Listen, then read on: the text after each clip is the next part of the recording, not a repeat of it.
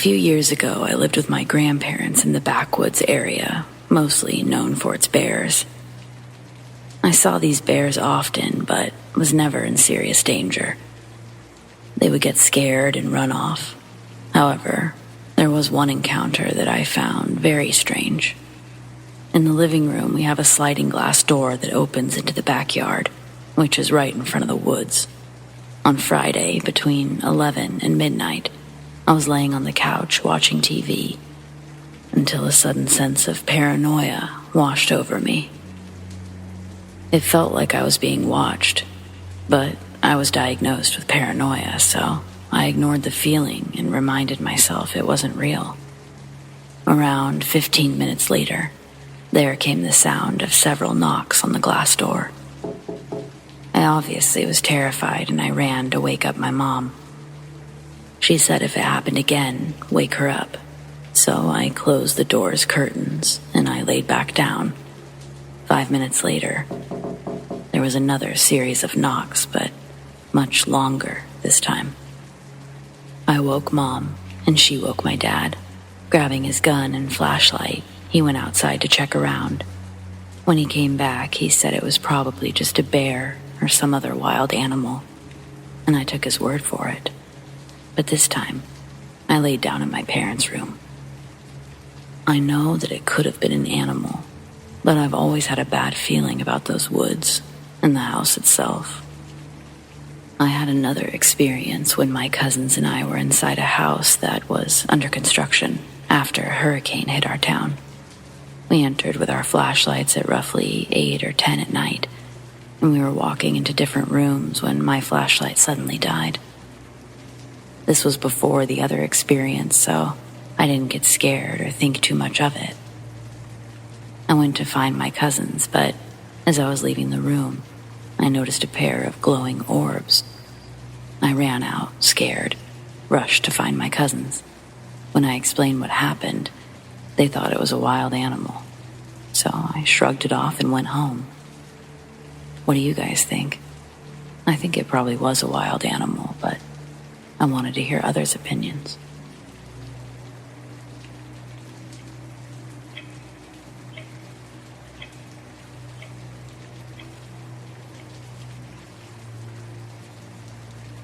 I'm not sure if I'm in the right place for this, but it happened when I was 8 or 9.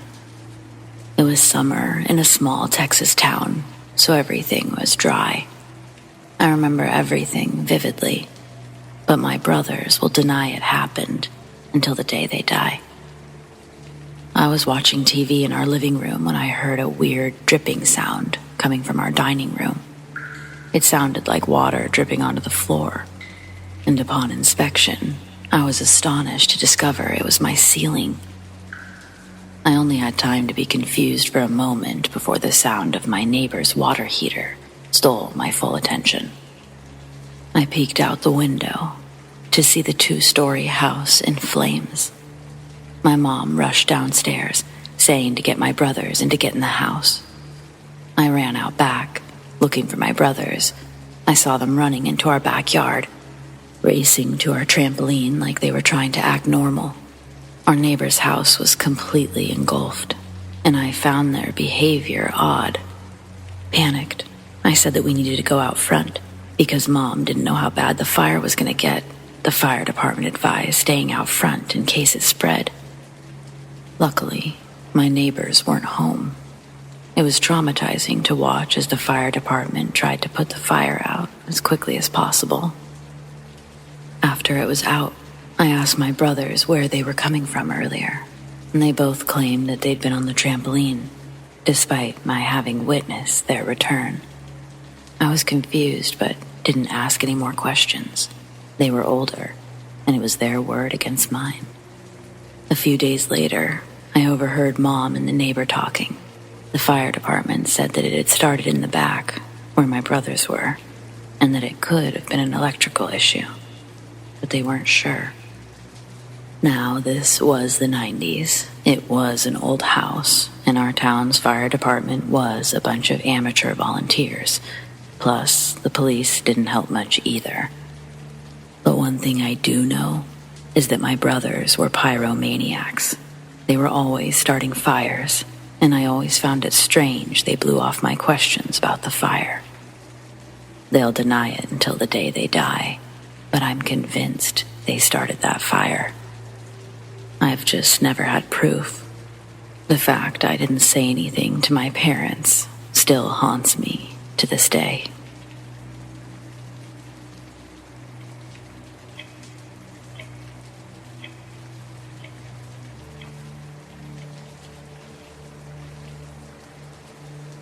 This is my dad's story, but I feel like it's worth telling. Dad was a builder, contracted to carry out projects on council buildings in the UK. This includes homes and flats. One of his jobs included an empty flat building with 3 levels and multiple rooms. When no one lives in them, they're called voids. It's just a building of empty rooms, so the council installs heavy metal doors to prevent thieves from entering. To get in, you need the keys. Rather than going in completely unprepared, Dad wanted to see the scale of the job beforehand. He went inside and noted 4 rooms on the ground, 2nd and 3rd floor, all connected by a staircase with metal bars for railings, and a central shaft through the middle, where you can see straight up to the 3rd floor ceiling. It was a big job, but achievable within a few days. He only needed to gut the place out, replaster a few walls, and repaint. Dad started to leave when he felt someone behind him. I'm told this isn't uncommon. Locals see builders go into empty buildings, and they want to see what they can take. Naturally, Dad turned around, saying that this person had to go so that he could lock up. But no one was there. Thinking it was just an odd sensation, he finished locking up and went home. He told Mom what had happened, but it was only a passing remark. Nothing else was said. Anyway, after the weekend, Dad and his friend Martin returned to the site to begin their work. A local resident approached them and asked how things were going. Both men agreed things were good. They exchanged a bit of small talk. Then the stranger suddenly changed the subject, asking, "It's a shame what happened there, isn't it?" Dad and Martin were confused and asked the man to elaborate. Apparently, a girl came home from school a few months ago to see her father hanging. He'd tied himself to the railing and jumped. Of course, now my dad was scared, and he felt a familiar shiver. He didn't tell the stranger what he felt, but he told his friend. Martin refused to go into the building alone, and they agreed to always leave the central door open for a quick exit. Dad would be the first to say that he doesn't believe in ghosts. He would also say that he's never seen one, but he calls this the oddest experience of his life, and he can't explain it.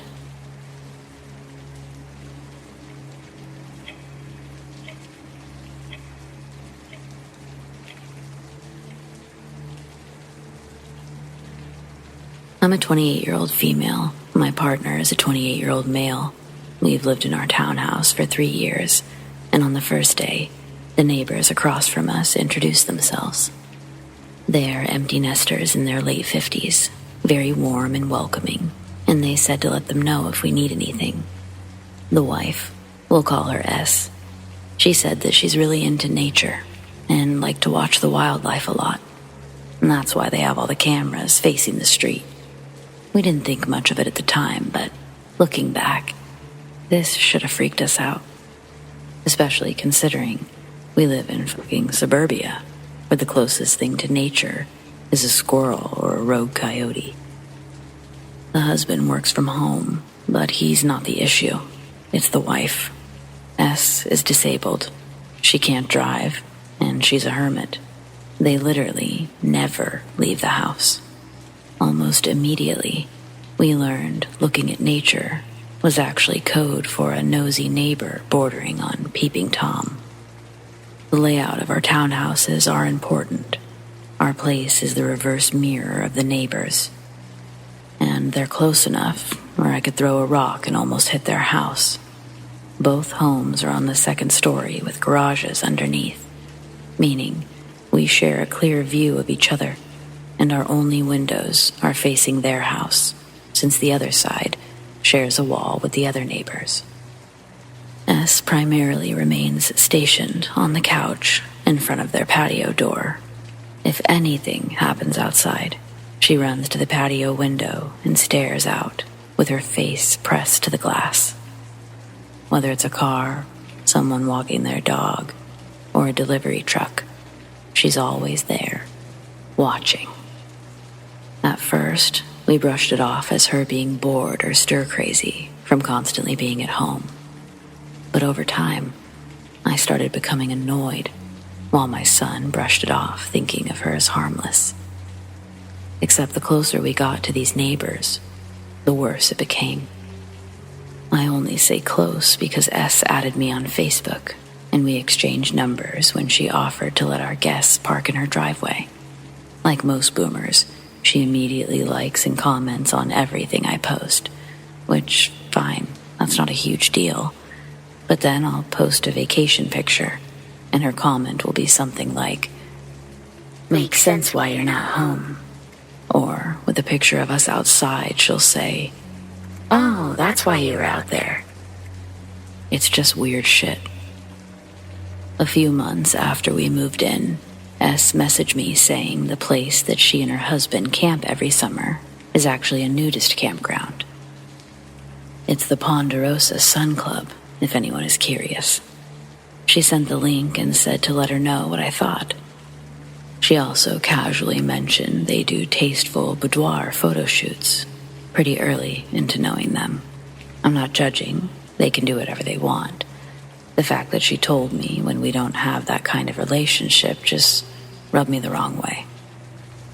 We still aren't sure what she meant by "let me know what you think." Did you want to see if we're judgmental or if we're interested? To put it bluntly, they are a kooky, nerdy, frumpy couple in their late 50s, while my partner and I are decently attractive people. The friends we've told joked they might have the hots for us, since S primarily wears a shirt that barely falls past her butt. Oh, but back to the peeping Tom aspect. She's constantly looking out the window. I can illegally park my car in the street for a few seconds, and she'll instantly text that I can use her parking spot if needed. If I stay home from work, she'll text asking if I'm okay. She'll watch us all day, whether we're putting up Christmas lights or vacuuming our cars in the driveway. She even waits to water her plants until I'm watering mine. We can't even enjoy our patio because she just stares at us the whole time. The part that sucks the most is that I'm a houseplant hobbyist, and I was really excited to move here because the windows all face south, which is wonderful for my plants. But if I open the blinds, she can see everything. Her only camera literally sits on the window ledge, facing my house.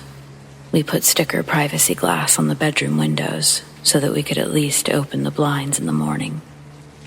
Last winter, I found her hidden nature camera on public property near the spot where we walk our dog. I got so angry that I knocked it off and buried it in the snow. A few days later, the camera on the window ledge was turned towards the street, but now it's back on our house. On Google Street View, you can see her standing in the window, staring at the Google car. She's always there. I'm becoming progressively more furious about this, and I feel like a spectacle in my own damn house. Yesterday was the final straw when my partner and I pulled into the driveway. I immediately walked inside with my back to their house, and since I felt sick, I was wearing a mask. Before I could even get up the stairs, S texted me, asking if I needed any soup or ibuprofen. I just burst into tears. I feel so violated in my own home. And I don't know how to set a boundary with her, or if it's even possible. My partner and I hypothesized that S may have mentioned her nature watching so early on because of something that happened in the past. Like, maybe one of the previous tenants got pissed at her for being so nosy. They own their townhouse, and we're renting ours. I love our home. The rent is affordable. The location is great. I genuinely don't know what to say without making it awkward. It doesn't help that she is actually very kind. Once, while they were at the nudist colony, I was getting their mail, and she gave me a $100 Visa gift card as a thank you. Her husband jumped my car when the battery died, and she's given me flowers for our patio. Her kindness is what's prevented me from blowing up so far, but I'm at my wit's end, and I really don't want to move.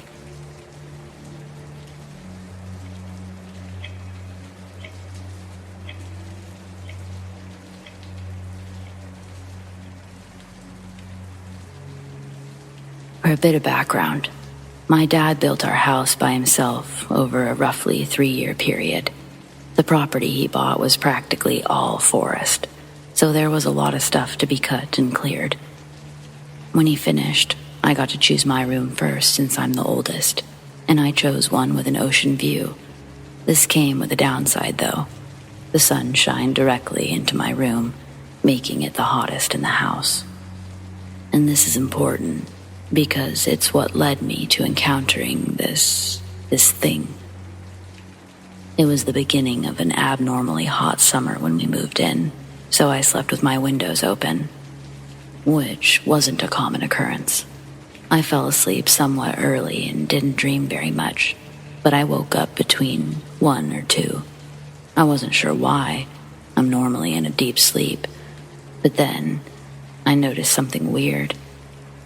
There's a plug in my wall that glows with bright green and red lights, but I couldn't see it. I couldn't see anything except for the ceiling.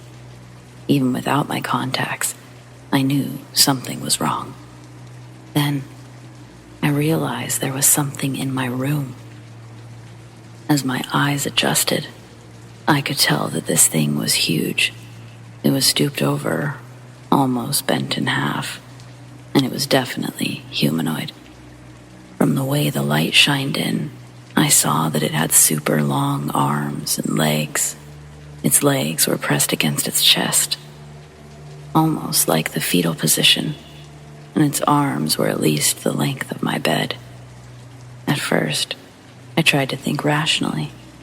I thought it must be a dream, so I tried the trick that I've used before, and I shoved my thumb through my palm. When I'm dreaming, there's little to no resistance, but nothing happened this time, because I wasn't dreaming. It wasn't a hallucination or sleep paralysis either, because I could still move. Plus, my room was still fairly empty. There's no way it could have been a jacket or anything like that. This was real. I was so terrified, I didn't move for nearly an hour. I was frightened that the thing would kill me, or worse. Occasionally, it would twitch or move its head. Otherwise, it just stared at me. Eventually, my eyes became better adjusted, and while I couldn't see many new details, I did see the part that freaked me out the most. Its eyes. They were extremely reflective and yellow, like an owl's. I knew I needed to do something. I didn't have a phone at 13, but I had a clock with a bright display that lit up my room quite a bit. I started easing towards it, but when I was about halfway to the button, that thing finally moved. It stuck its hands out of the window and literally unfolded itself. It even closed the window behind itself, and I heard it climb onto the roof before jumping into the woods. My parents came in the next morning to find me curled up in a ball on my bed, completely sleep-deprived, staring at a single closed window. Ever since that night, even if it's hot as hell, I cannot and will not sleep with any windows open. And to this day, I still don't know what that thing was. It wasn't anything like a Bigfoot, But I have two theories. It was either a woodland creature that claimed my room as a nest before I moved in, or it was some kind of dark spirit that attached itself to me. Either way, this was an actual encounter I had, and I just felt like sharing. Feel free to comment with any ideas for what it could possibly be. I genuinely have no clue.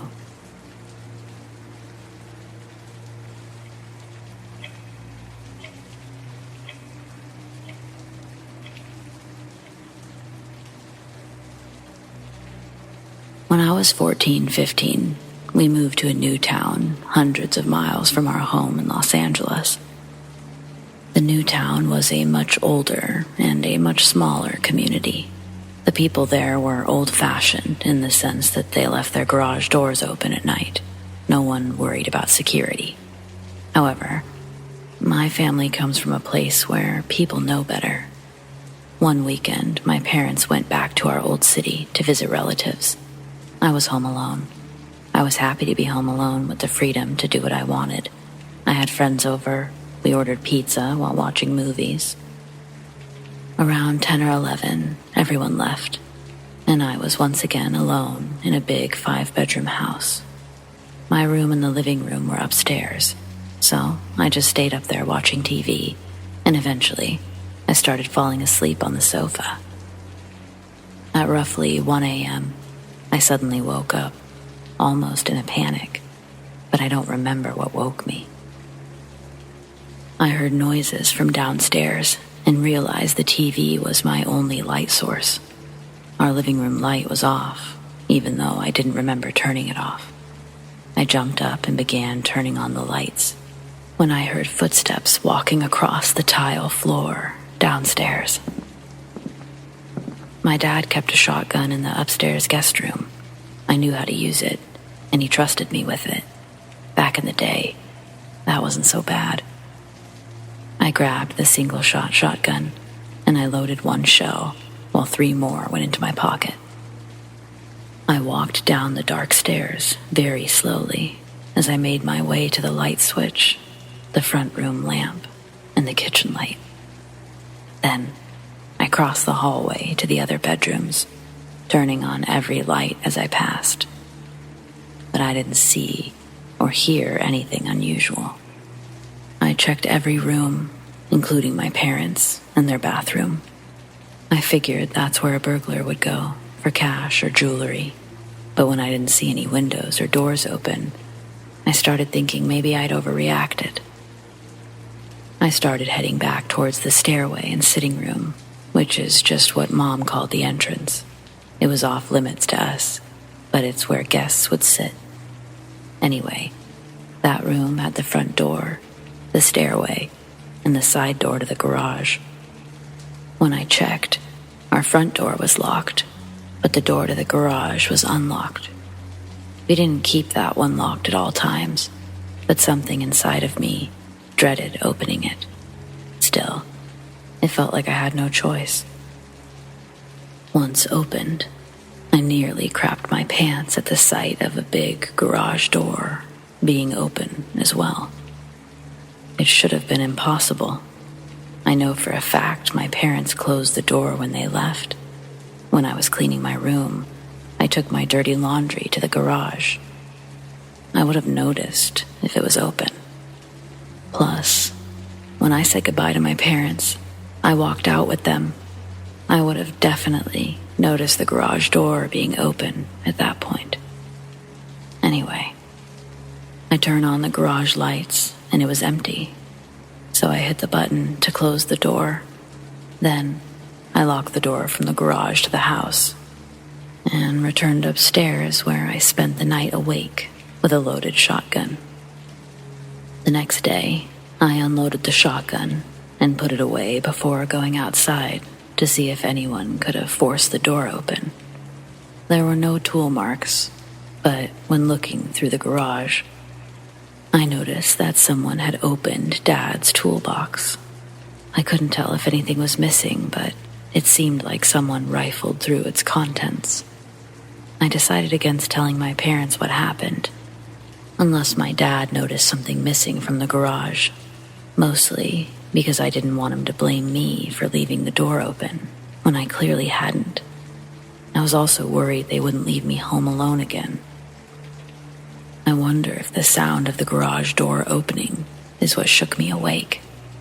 Had I caught someone inside, I would have shot them. There's no question about it.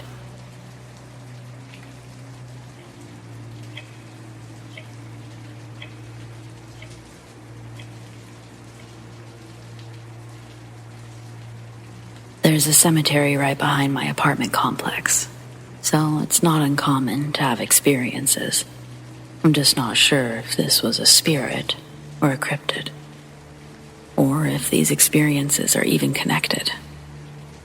A few nights ago, my friend and I were walking back from the store at 10:30.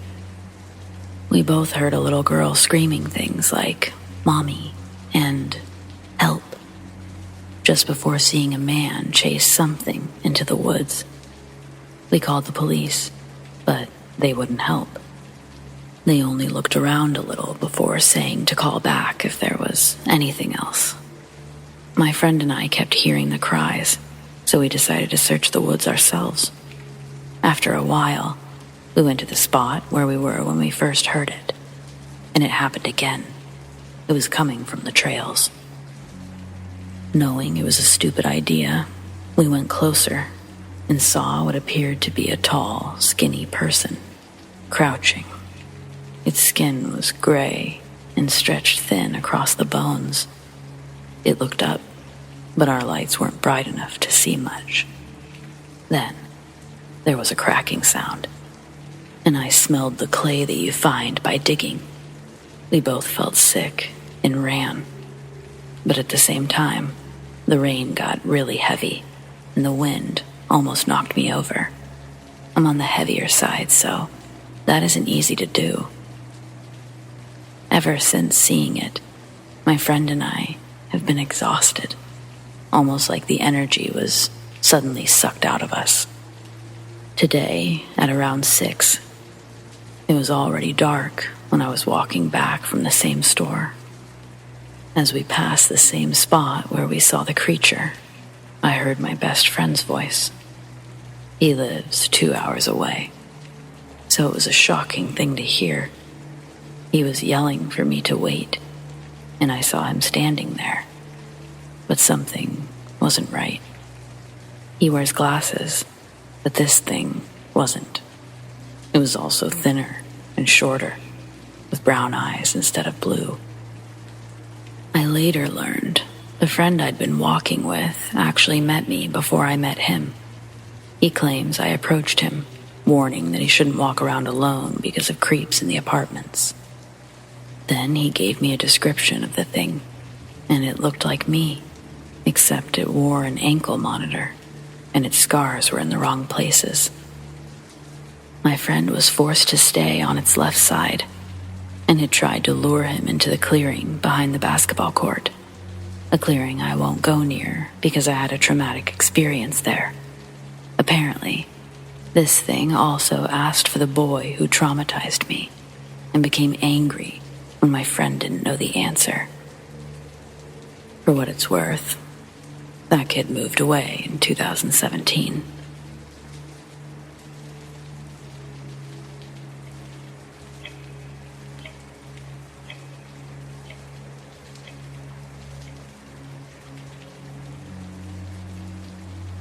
The following is a true story that happened in the early 90s when I was 14 and still living with my parents. The previous year, my dad worked for a government contractor, and his job moved us 200 miles from our hometown. It seemed like the middle of nowhere. We moved during my freshman year, but Dad moved first to find a new house while the old one sold. We ended up staying in a rental for a short period until my parents found the right house a few months later. The suburb we used to live in was super expensive, but the new homes in our new town were much cheaper. My parents took advantage of that and bought a huge home.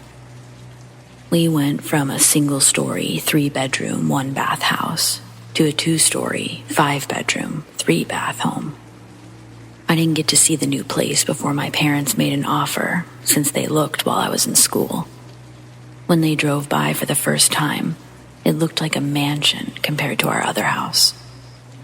I missed my friends and my old neighborhood, but this house looked so cool. It was in the oldest part of the city, and there were lots of new construction everywhere, but my parents got a great deal.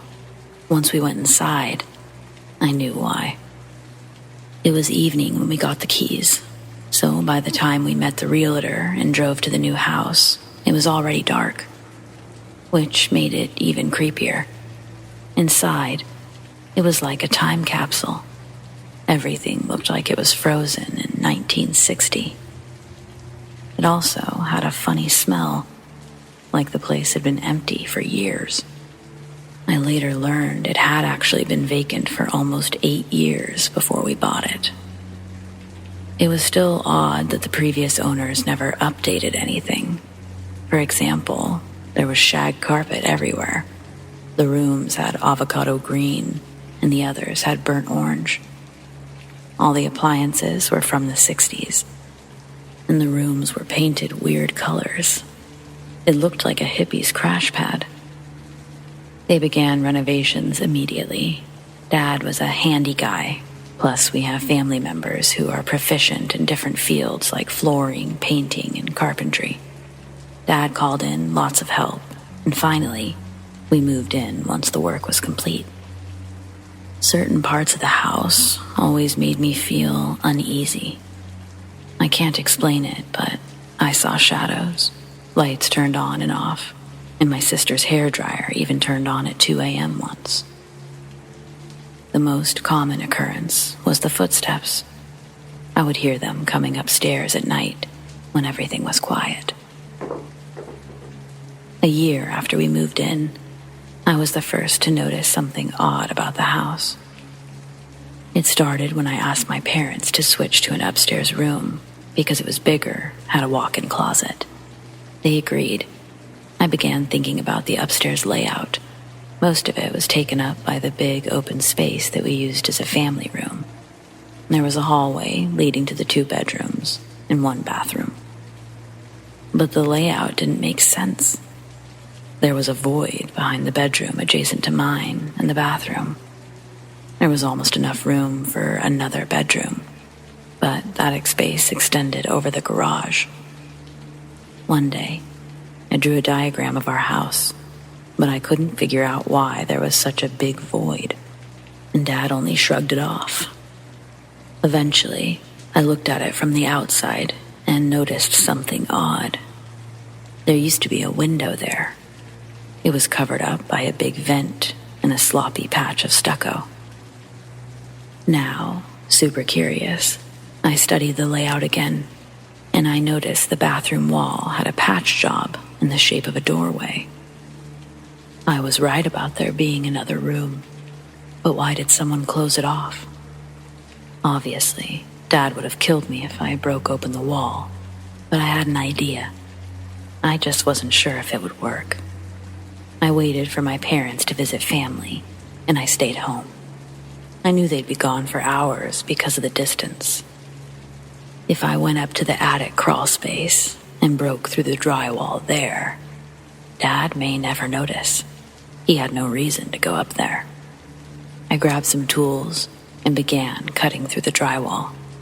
Eventually, I made an opening big enough to crawl through between the studs, and I was right. There was another room. I was half excited and half terrified. I was excited to be right, but after looking around the room, it was obvious that it used to be a bedroom. The walls were pink. There was no carpet, no padding, just strips around the walls. I could see where they closed off the entrance, and there were no closet doors either. It looked like posters had been ripped off the walls, and the floors were littered with cigarette butts, old beer cans, all from the 70s or 80s. As I noticed from the outside, the window was removed, some metal vent covering the opening. I only brought a cheap flashlight, and even though it was daytime, The room seemed very dark. I started feeling really creeped out, and the smell was terribly old and musty. I got out and began moving boxes into the crawl space, so I could say I found it while cleaning the garage. When my parents returned, I said I was moving boxes when I noticed the hole and made it bigger to find the room. They didn't get mad, but they seemed almost disappointed, like I stumbled onto a secret. They eventually admitted that the realtor had told them about the room. I wanted to reopen it and make it a 6-bedroom house, but Dad said to just leave it alone. As time passed, I occasionally took my friends to the mystery room. After creating that opening, things got even creepier around the house. The footsteps were louder on the stairs. We saw shadows in the dark. And once, a family friend screamed when she saw a woman in the mirror while walking up the stairs. She thought it was my mom, but it vanished when she turned away. Another time, a friend was sleeping in the other room, and he ran outside in the middle of the night, wearing only his boxers. He said that someone was whispering in his ear. When I was 16, I spoke with an older neighbor, and he was one of the original owners in the neighborhood. I asked him about the house, and he said the son who used to live there went to prison back in the early 70s. He wouldn't go into details, but he said it was really sad and to not let drugs ruin my life. I looked up old newspapers at the library, but I only found one article about a teen who killed a family member and attempted to kill his parents before being arrested. My family moved out shortly after I turned 17, and I've never been back. This New Year's Day, I wanted to do something special with my boyfriend. So we spent the night at a fancy desert resort. The whole day was absolutely wonderful. We relaxed by the pool, saw some native wildlife, had great food, and so much more. By nightfall, we were quite tired from being in the sun all day. We decided to have a relaxing night in, just watching movies and pigging out. At 11, we heard a party starting in the sand dunes, but we didn't think anything of it. Of course, people were partying on New Year's. The music was loud. People were yelling and laughing. They seemed to be having a great time. When our movie marathon ended, it was around 3 o'clock, and we were exhausted. But the party was still going strong. Good for them. Except it continued on that way until 5:30. It was annoying, but nothing weird. Until it was time for us to check out, and I commented about the crazy party that lasted all night. She said the party in the main hall was great, but they ensured it only stayed open until around 2. That was pretty weird. Thinking out loud, I wondered if people had camped close to the resort and thrown a party. But the receptionist said that wouldn't be possible. The resort owns roughly 500 acres, so it would be impossible for anyone to camp close by. We definitely heard a loud-ass party next to us. Freaked out and determined to find a rational explanation, we checked out the suspected area. But there were no signs of a party. Nothing was there except a vast, empty desert. Now we were freaked out and just wanting to get the hell away from there, but I couldn't let it go. Later, I started Googling keywords, and I read that jinns live in the desert, and they're known to congregate near people having parties and drinking. So, was this a group of jinns out having a good time? Or am I looking too deep into this?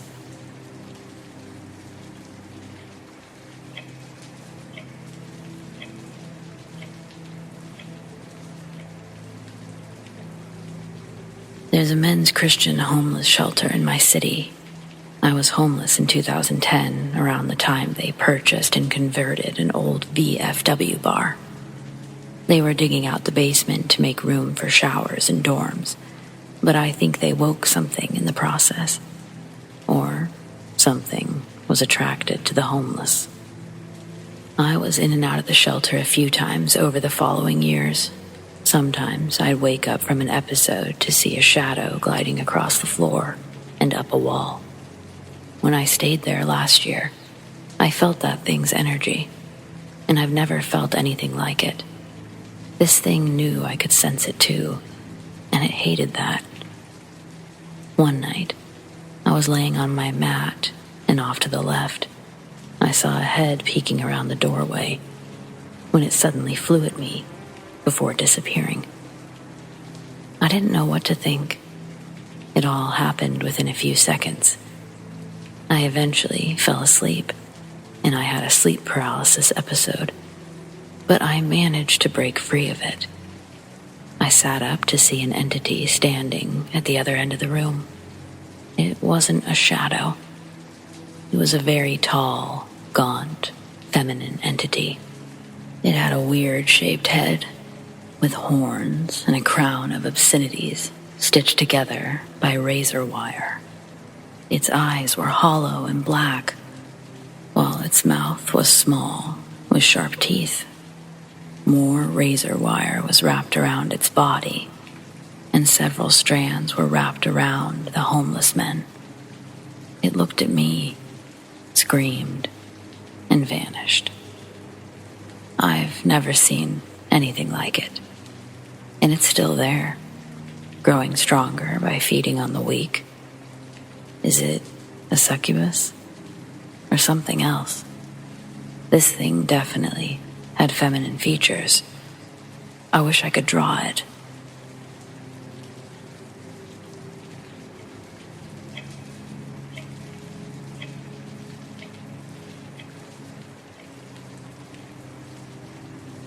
If you've read my previous stories, you know that I used to do trauma scene cleanup. If you don't know what that is, I basically managed a crew that went into buildings where someone was killed, committed suicide, or died by accident. Really, any situation where someone suffered a messy end. Over the course of my career, we had a few gang-related murders. The majority were Mexican gangs, but there were a few Asian gangs too. Most deaths were the result of home invasions, but some were specifically meant to harm the families of those involved. They were sending a message. Surprisingly, not all of them were that messy, but the walls were usually riddled with bullet holes. We would remove the drywall to sanitize everything, so the family only saw clean-cut drywall, not 60 bullet holes.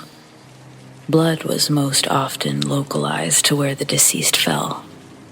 In those cases, we would just cut out the carpet, or if it had a hard surface, we just cleaned and disinfected the area. If there were soft materials like bed or sofa, we'd dispose of those as well. As promised, the following is the worst gang hit scene I ever saw. It wasn't the number of people killed, it's what happened after the fact.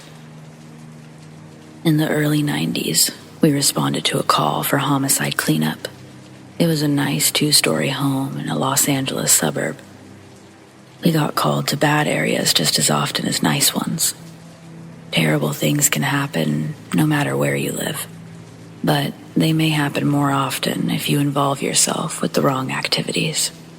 We don't know the full extent of who the murder victim was, but we knew it was related to the Mexican cartel. The scene wasn't reported because someone heard gunshots. No, a neighbor saw water flowing from the house and down the driveway. They must have called the fire department after not being able to find the resident. Apparently, the guy was taking a shower upstairs when the gunmen entered the house and found him. The intruder sprayed the shower with bullets. He must have had a silencer for none of the neighbors to hear it. As the deceased fell, his body covered the drain, causing the shower to fill up with bloody water. It then overflowed to the downstairs rooms and out the garage door, before ultimately making its way down the driveway. For this to happen, he must have been shot at least 2 days prior. Not only was everything wet inside, it had soaked in bloody water. Since there was so much water, most of it was diluted, but there were areas where the blood clearly stained material, mostly upstairs near the bathroom. The smell, as everything started to dry, was nasty. Sometimes when I'm at a meat counter and they're spraying down the butcher area, it reminds me of being in that house. Looking inside the shower, I saw the bullet holes were at mid-height level and more ran down onto the floor. The hitman must have kept shooting him after he fell. Probably wanted to make sure he was dead. While we were working inside, the police took some stuff, but most of the personal items were still there. We saw that he had a family. There were pictures of them and kids' clothing, so he didn't live alone, but he was the only one killed. We were never told what happened to the rest of the family, but I assume the killer waited for him to be alone.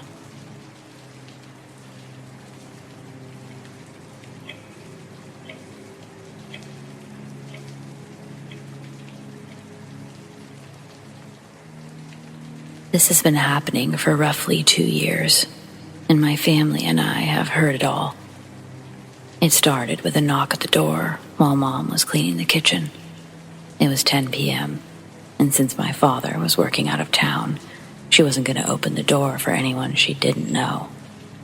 She looked outside, but no one was there. She thought she was hearing things until my sister came out of her room, saying that she also heard a knock. A couple of months later, my parents went to have drinks with friends, and they let my sister and I stay home. We were chilling in the living room, and I forgot to lock the door after taking the dogs out. Suddenly, there was a loud knock. My sister looked outside, but she saw nothing and quickly locked the door.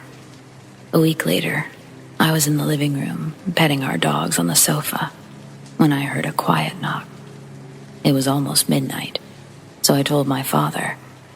Nothing was there when he checked, but I'm positive I heard a knock. After that day, we didn't hear the knock again until today, January 16th. It was 10:30 p.m., and I came to sit in the living room because I had a bad feeling about being in the back rooms. I talked to my mom for maybe 10 minutes before we heard a little knock. We thought nothing of the first one, but after the second time, Mom asked if someone was knocking. Then, a third and final knock sounded, and my sister confirmed that's what it is. We don't live in a bad neighborhood. What could all this knocking be?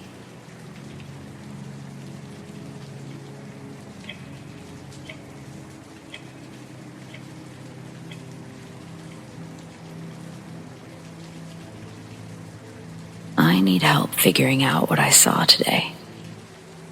It's June 1st, 2022, and around 9:30 p.m., I went to my grandma's house in hopes of getting a jacket. She lives behind someone's house, and we know them pretty well, so I cut through their driveway. Using the alleyway is kind of weird since I'm still a kid. Grandma has a tree in front of her house, and the owner put a 2 to 3 foot tall wooden board against it. I heard a sound while walking and quickly turned on my phone's light, pointing it at the sound.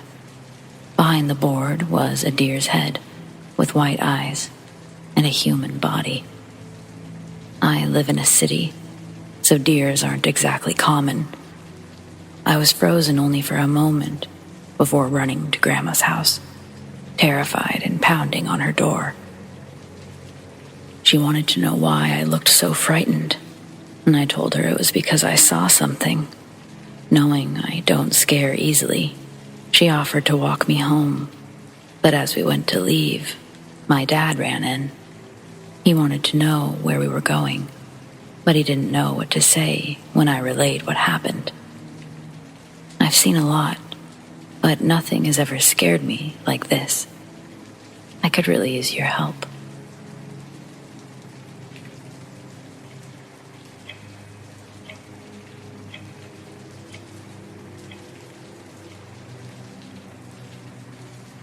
So, the solar eclipse from 2017 sort of turned into a mini holiday for the US and my state.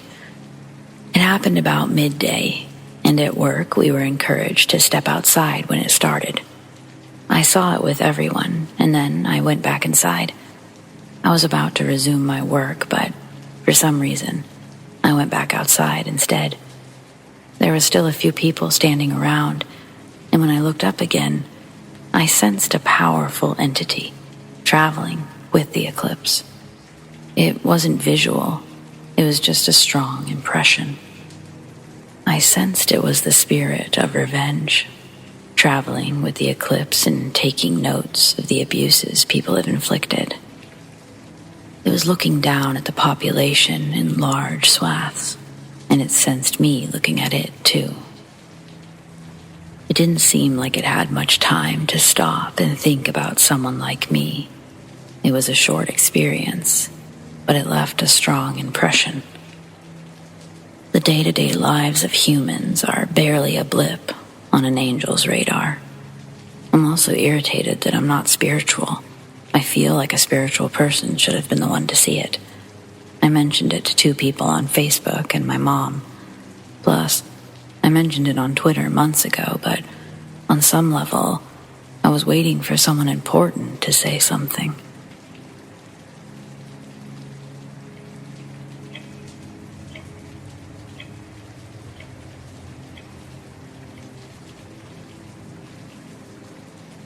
This happened when I was 5, and I'm in my 30s now. It's been a long time, but I can remember it like yesterday. That's how much it terrified me. I woke to being pulled from bed, and a weird greenish white light illuminating my room, while a robotic yet angelic voice filled my head, saying they came to take me away. I was confused, and I tried to look back, but they kept pushing me forward. Then, like it never happened, I was suddenly back in bed, facing the wall. I stayed that way, too terrified to roll over. I know it happened, but it was gone with the snap of a finger, like waking from a dream.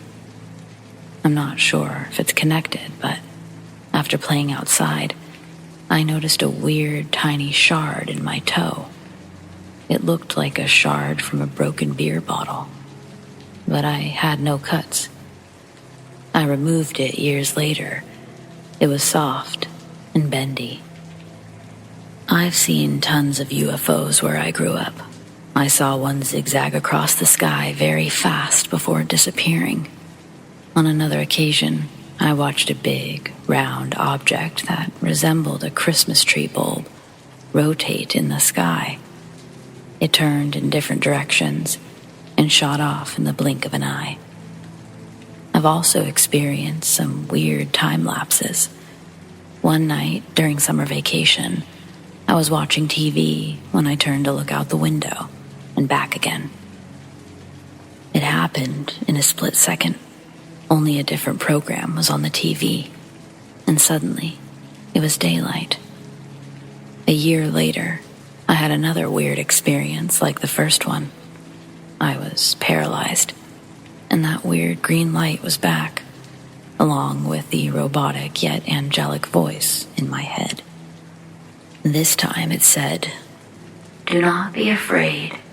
My name is Andy, and I have come to check on you. We always come." Then I woke up. I'm not sure if Andy is what it said, but that's what it sounded like. I don't expect anyone to believe this, but I wanted to share it anyway.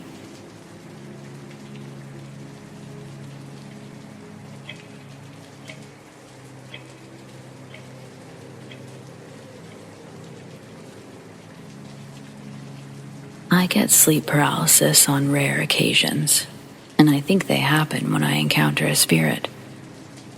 Sometimes I can astral project during sleep paralysis. I've done it a few times now. The first instance was during an episode I had on the couch. I sat up and looked around before realizing I couldn't physically feel anything.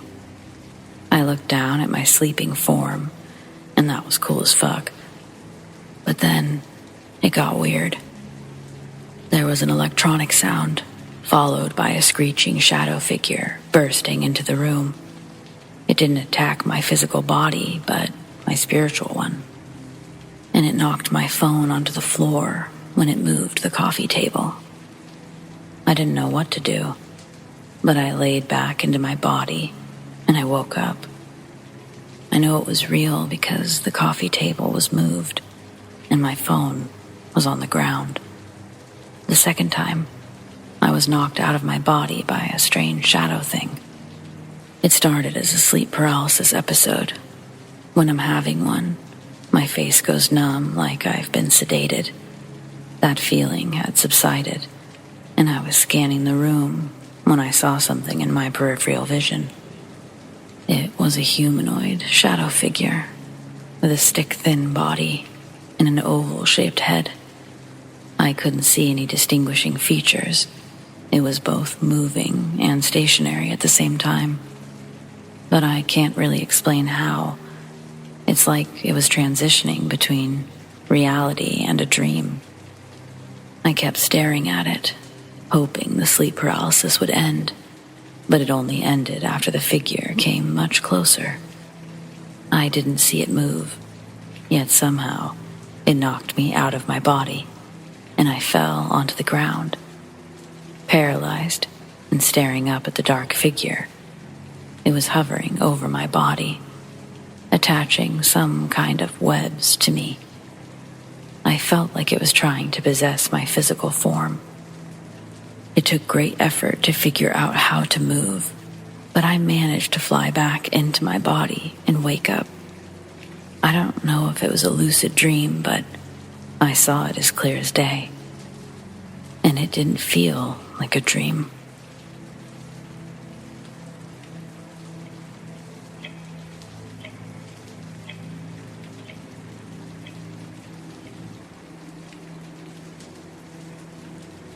I live in Alaska, and we have a legend of creatures called the Kushtaka. They're half otter, half man things that can mimic voices and lure people to their doom, similar to Will-o'-the-Wisp. One day, my friend Sam was hunting with his father and brother. They'd been out for a while when he heard his father's voice calling him from behind. But he could see his father about 20 feet ahead. Sam hurried to catch up, asking if his father said anything, but he hadn't. He did, however, hear the same thing his son had. He told Sam to grab his brother and come right back, and that's what he did. Once they returned, their father said, "Listen very carefully.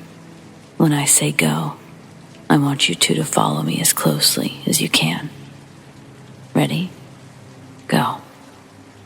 They all began sprinting through the woods at a breakneck speed. Sam swore he could hear something chasing after them, but he never looked back. After a few minutes, his father pulled them into an alcove behind a fallen log. They waited there in complete silence as they saw something furry and wet run by their hiding spot, and it smelled like rotten fish. Once enough time passed without hearing anything, they left the hiding spot, and they saw something. They saw some odd-looking footprints, more animal than human, and Sam found a bit of hair stuck in the nearby branch. He showed me the fur, and it was extremely gross. It was green and slimy, and it only looked like hair until I touched it. Then it was obviously fur. Plus, Sam had never lied to me before. I have no doubt that he saw a Kushtaka.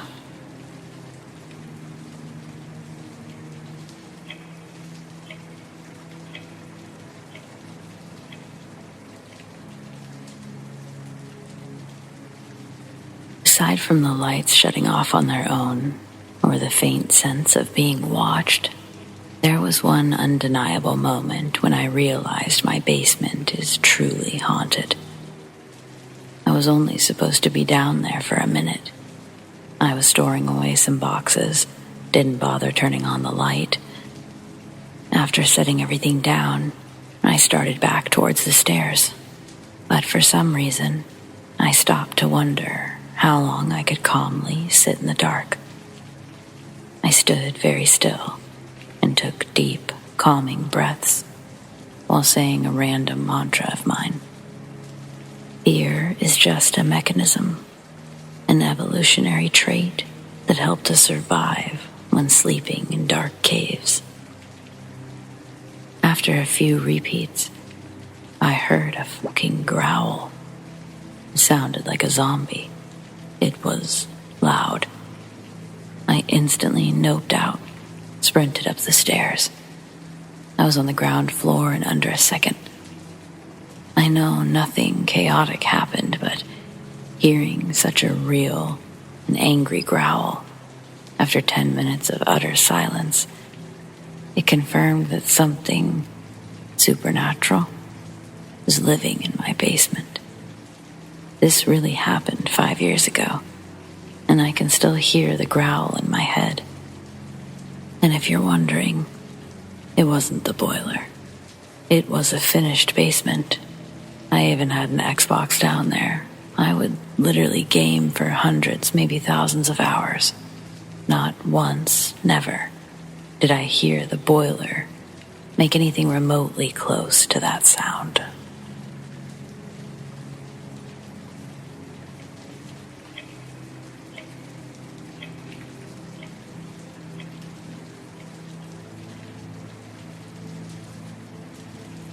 Recently, my husband's grandfather passed away. Soon after he, our 2 kids, and I moved in with his grandmother. We're actually sleeping in her bedroom, where her husband passed away. I think it's too soon to say anything about what I've seen. I've never experienced anything like this before, which is why I'm coming here for feedback. My first sighting of his grandfather happened when I was entering the living room, and I saw a shadow pass by the wall where his chair sits. The second time, I was leaving the laundry room, and I swear I saw him bent down. The third time, it happened when I was walking down the hall to my children's room before going to bed. Our room is on the right, and when passed by, I saw my husband's grandfather laying on the bed. He was covered up, and I could only see his face, but it was him. It still seems so surreal. I'm getting goosebumps as I write this. I do believe in God, and I'm a Christian, but I've never experienced anything like this.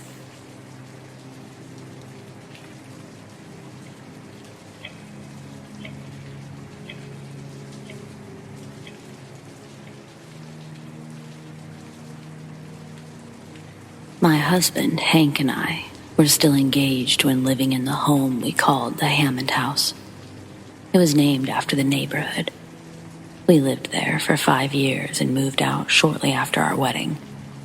It was built in the 1970s, and too many strange things happened to relay them all, but I'll try. Before we even moved in, an elderly woman died inside. It was heavily remodeled after a fire, and someone had crashed their car through the living room. The activity we experienced started off small and escalated. The first night, we unpacked everything and got the house ready to be lived in. I was having trouble falling asleep when I felt an overwhelming urge to look down, and I saw a fat cockroach crawl beneath our bed.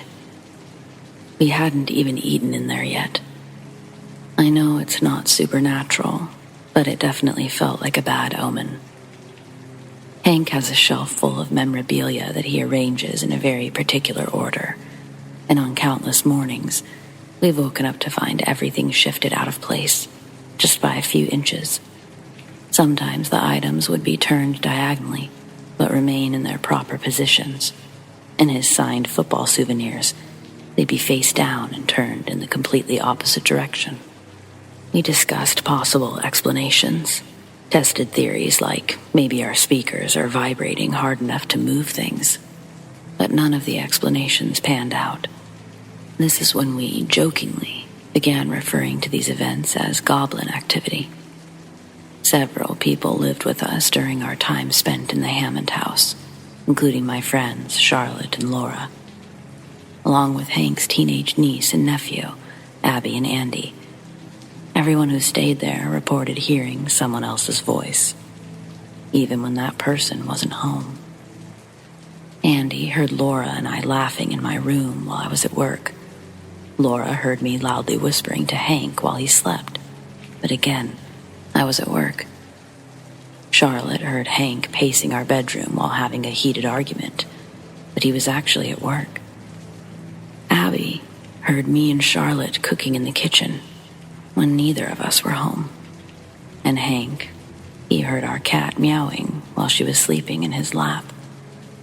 Abby also had terrible night terrors while living with us, but she never had them before or since. She'd wake up in the middle of the night screaming and convinced someone was banging on her bedroom door. We let our husky, Cal, sleep with her on those nights. From the living room couch, I could see through the dining room window and into the bedroom window. I would get chills, look to my bedroom window, and see the curtains deliberately pulled back just a few inches, as if someone were sneaking a peek. There were no vents under the window, no airflow. There was no viable explanation for this. After the first time, I started keeping the door shut and leaving the overhead fan off, just to make sure I wasn't mistaken, but the curtain only moved when I was home alone. Ultimately, we bought a curtain for the dining room window to ease my wariness, but it didn't help my overall state of mind very much. This next one, it isn't supernatural, but it is pertinent to the story. Over the course of 1 year, all 3 of our dogs died in that house. 2 two-year-old husky siblings passed from a genetic kidney disorder that they shared. And Cal succumbed to cancer at age 12. I know it's irrational, but I blame that house for stealing my babies. The puppies died before Cal, and he became very attached to me afterwards, but he also developed an almost aggressive distrust for our hallway closet. He would constantly lay there, sniffing under the door or pacing like something was in there. We checked multiple times, but there was nothing. One day, he was guarding the closet when I was home alone and in the shower, which is next door to this closet. When I bent over to grab the soap, I heard an unknown male voice coming from the closet. I quickly got out of the shower, still dripping wet. I inched my way to the door, listening. "Hello?" I finally whispered, but there was no response.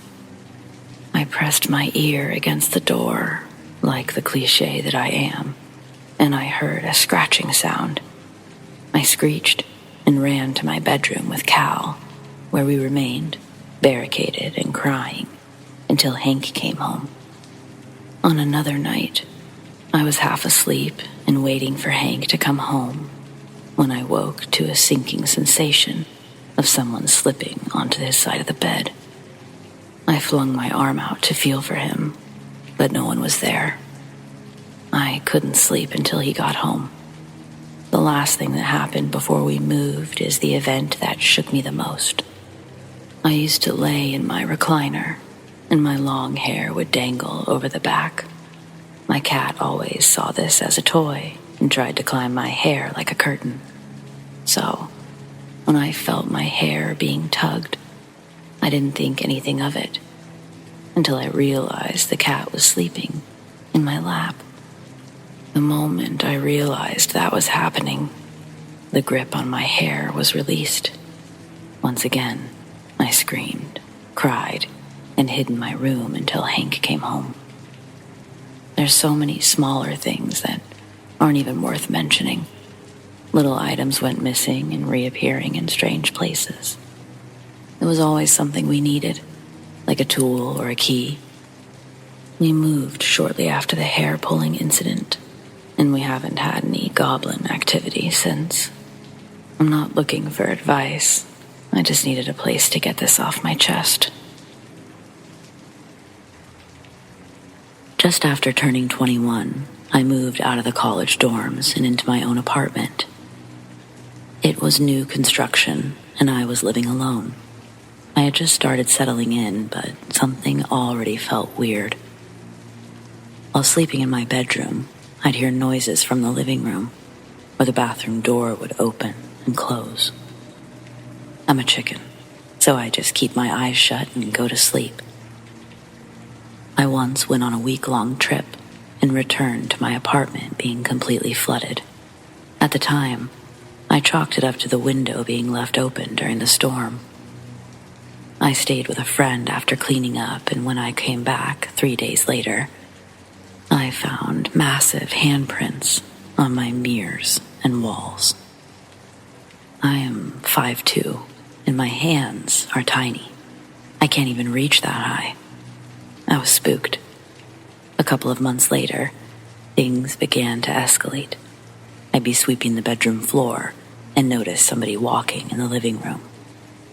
Or I'd be talking with friends and they'd hear someone enter the apartment when nobody was there.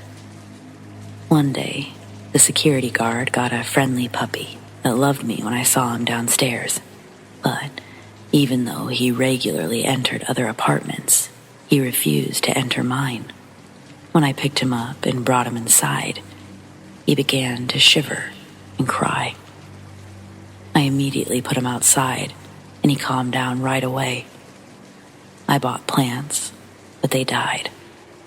Eventually, I moved out, but I never understood what was happening in that apartment.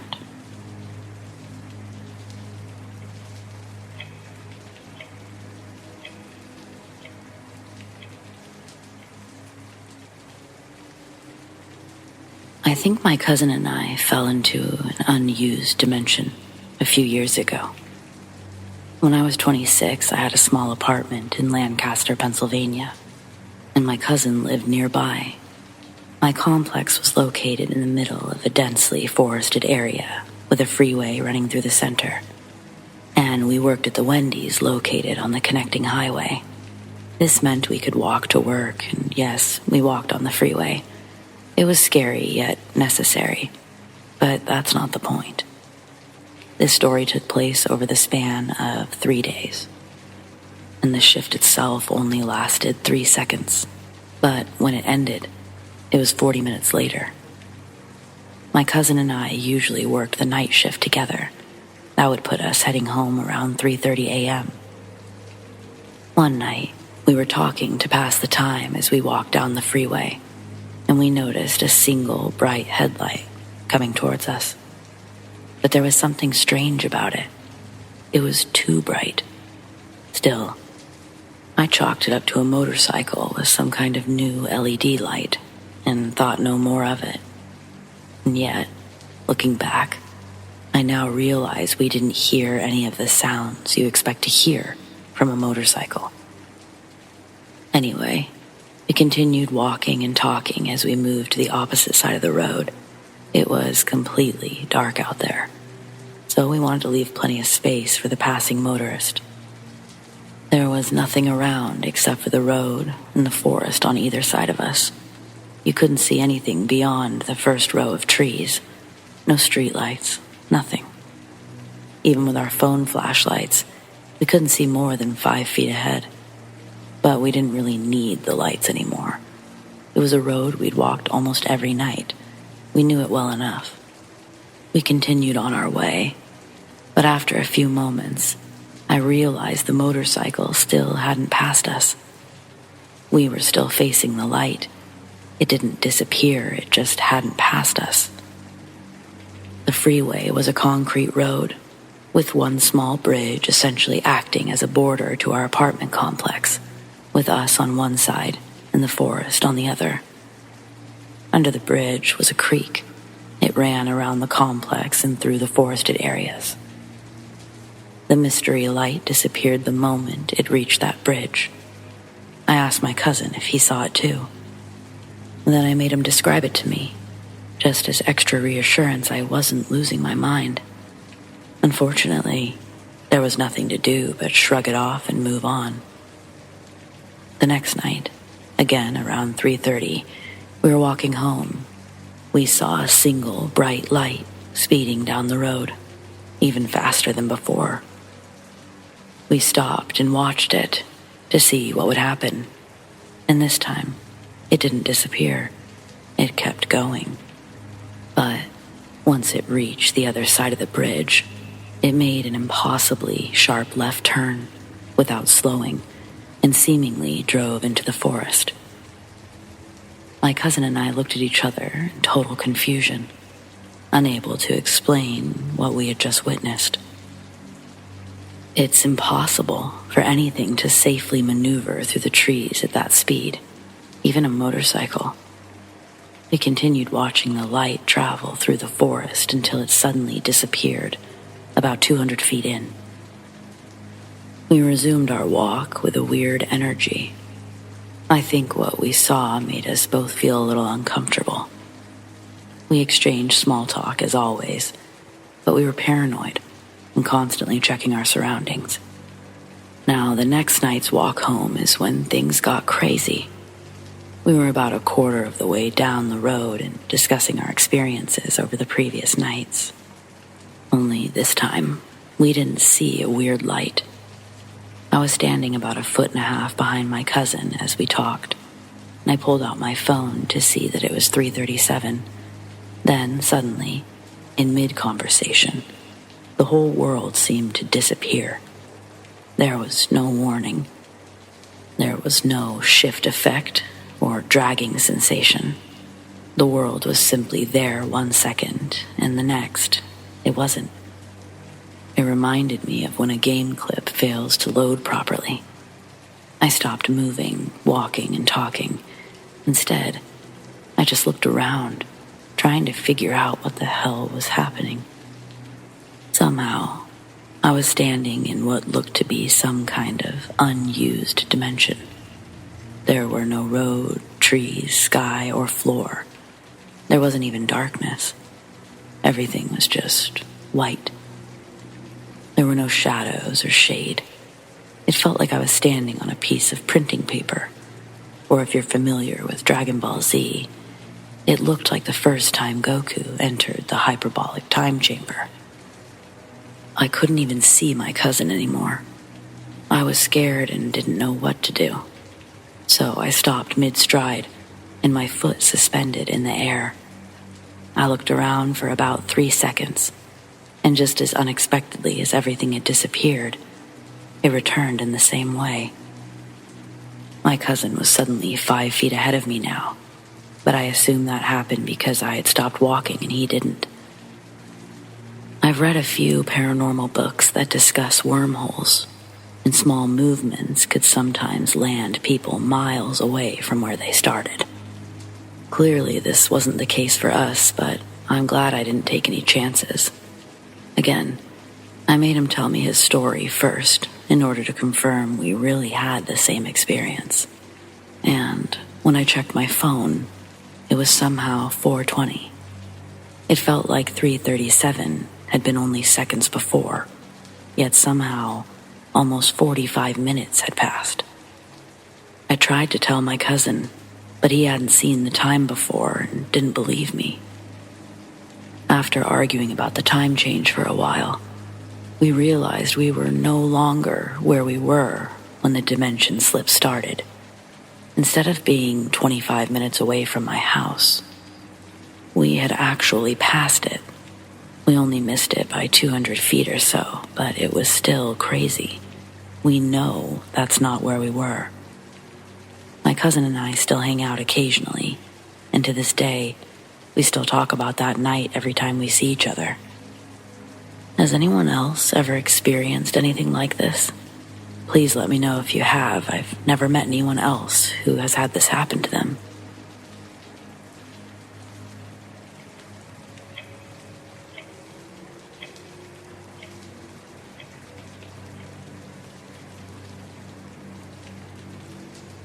For the last month, I've been visiting my boyfriend in Germany, and I've been hearing strange noises in his apartment. There's been scratching in the walls, heavy footsteps and thuds, but nothing super crazy. I just thought his neighbors were being weird, but apparently he only has one neighbor, an old man who lives on the opposite end of the hall. The rooms on either side of us are empty. He even confirmed it with the landlord. Last week, he told me about a shadowy, tall man with gray eyes who would sometimes open his door and peek inside. The first few times it happened, he thought it was an intruder, but it only ever peeks at him from the crack in the door. The apartment is entered through the hallway, and then there's a door to the bedroom. This entity can unlock the front door and open the bedroom door, just enough to look in on him. My boyfriend tries to ignore it. To be honest, I thought he was experiencing signs of schizophrenia or trying to scare me. But after last night, I believe him. We heard scratching again, so my boyfriend tapped on the wall, and it actually answered him. It even unlocked the door last night. Today, the entity moved a key from his desk to another counter, and I know my boyfriend didn't do it because I was too scared to sleep last night. He never left my sight until he went to work. I haven't seen the entity yet, but my boyfriend says that this is the first time it's ever moved something.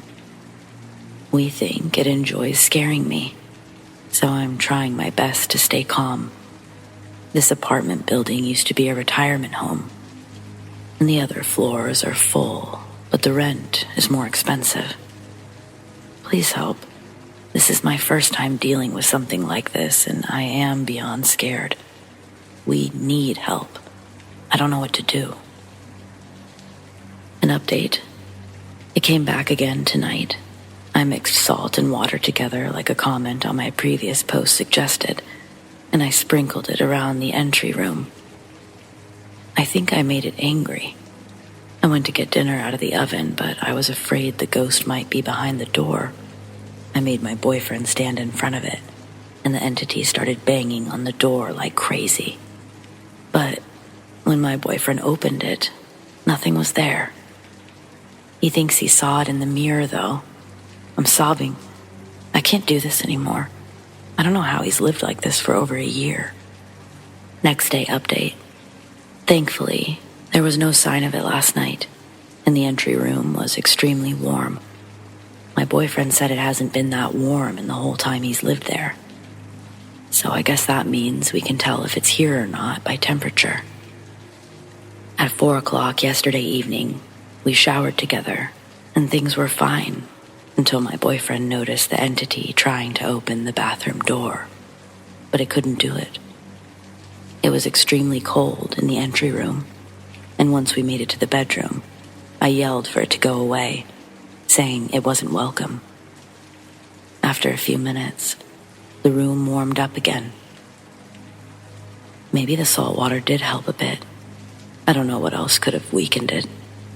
Maybe it has to do with me not being so frightened anymore.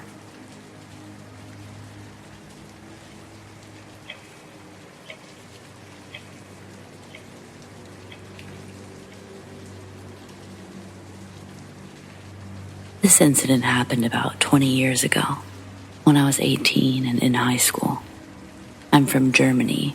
Our school is divided into 3 types after elementary school ends, which is 4th grade. Gymnasium, which has nothing to do with sports.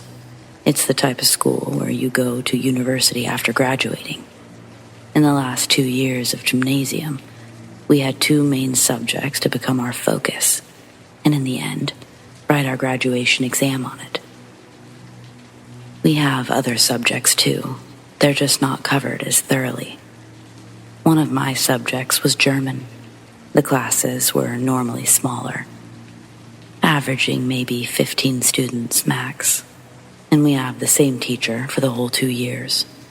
The students in my German class all aged between 18 and 19. We all got along wonderfully and had a great teacher. She was 35 and always friendly, calm, and relaxed. There was an almost familiar atmosphere in our class. A month before our final graduation exam, we took a weekend trip to a hostel and reviewed all of our work from the previous 2 years in preparation. These kinds of trips aren't a common thing. We just did it because we were in a familiar atmosphere and wanted to have a little goodbye before our second year ended. The hostel was inexpensive and in a small village within an hour from our hometown. It was in an isolated forest, which was fine since people mostly used it for sleepovers when they went hiking. To save money, the women all slept in one room. It was a bit crowded, but no one seemed to complain. Some of the beds were the fold-out kind, and they didn't leave much space to walk around. We put new sheets on ourselves, and when we went to sleep, everything was fine. The night was calm, and I slept perfectly well. I am normally an early bird, but the sun was already up when I woke. The room was still dim with the curtains drawn, and the others were still asleep. Needing to use the restroom, I silently left in search of the facilities. And when I returned, some of the others were now awake. It's always a little awkward when waking up with others, but we said our good mornings and everyone went on about their business. That's when I noticed an extremely weird, dark brownish red stain on the ground between mine and my best friend's bed. The diameter was roughly 5 to 7 centimeters. It wasn't huge, but it wasn't small enough to miss the previous evening. It was still wet and shiny too. It hadn't had time to dry. I didn't touch it, but it looked thick. And it was purely liquid, no clots or chunks. The floor was gray, so there was a strong contrast in colors. It was highly obvious. The strangest thing was its perfectly round shape. There was no smearing and no other stains or droplets. It looked like it just rose out of the floor. It was like in a movie, when blood oozes between the cracks of a wooden floor. Only this was a linoleum floor, with no gaps to ooze out of. When I showed everyone else, they were equally puzzled and weirded out. Our teacher looked at us like she was searching for the guilty party. I looked at the ceiling, wondering if something had dripped from above, but again, there was nothing. The entire ceiling was clean. My second guess was that one of the other girls may have had their period. Of course, that put my best friend under suspicion, because the stain was between our beds, and I wasn't on our period. I mean, it happens. That would have been fine, but even if it was menstrual blood, how would it be so isolated, with no stains or smears? I don't think anyone was walking around bottomless either. I just don't understand how it's possible. If it had been a nosebleed, there would have also been smaller droplets and someone would have claimed responsibility. But no one seemed to have any injuries at all. I wondered if an injured mouse could have left it there.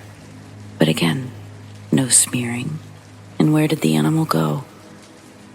We were all puzzled, and since I'm a rational person, my theory remained menstrual blood. Even if it was also technically irrational, somehow it was still the most rational explanation available. But everyone denied being the culprit. And I believed them simply because the spot was just that weird. It made no sense. We checked the rest of the floor for other stains, including under the beds, but there was just that one. In the end, Our teacher cleaned it up with a handkerchief, and the floor was fine. There was no damage or anything. Basically, it didn't come from above. It didn't come from below. It was like the blood spot just appeared out of thin air. I still don't know what else it could have possibly been, except for blood. Very dark blood. It didn't look like juice or jam, no strange smell, at least, not that we noticed. I don't think it was a prank either. Neither the girls or the boys were that type, and the boys would have never dared to enter our room with the teacher present. Again, I'm a rather rational person, and I would love to have an answer for this, but I don't. It's probably a very simple one. At least, I hope it is.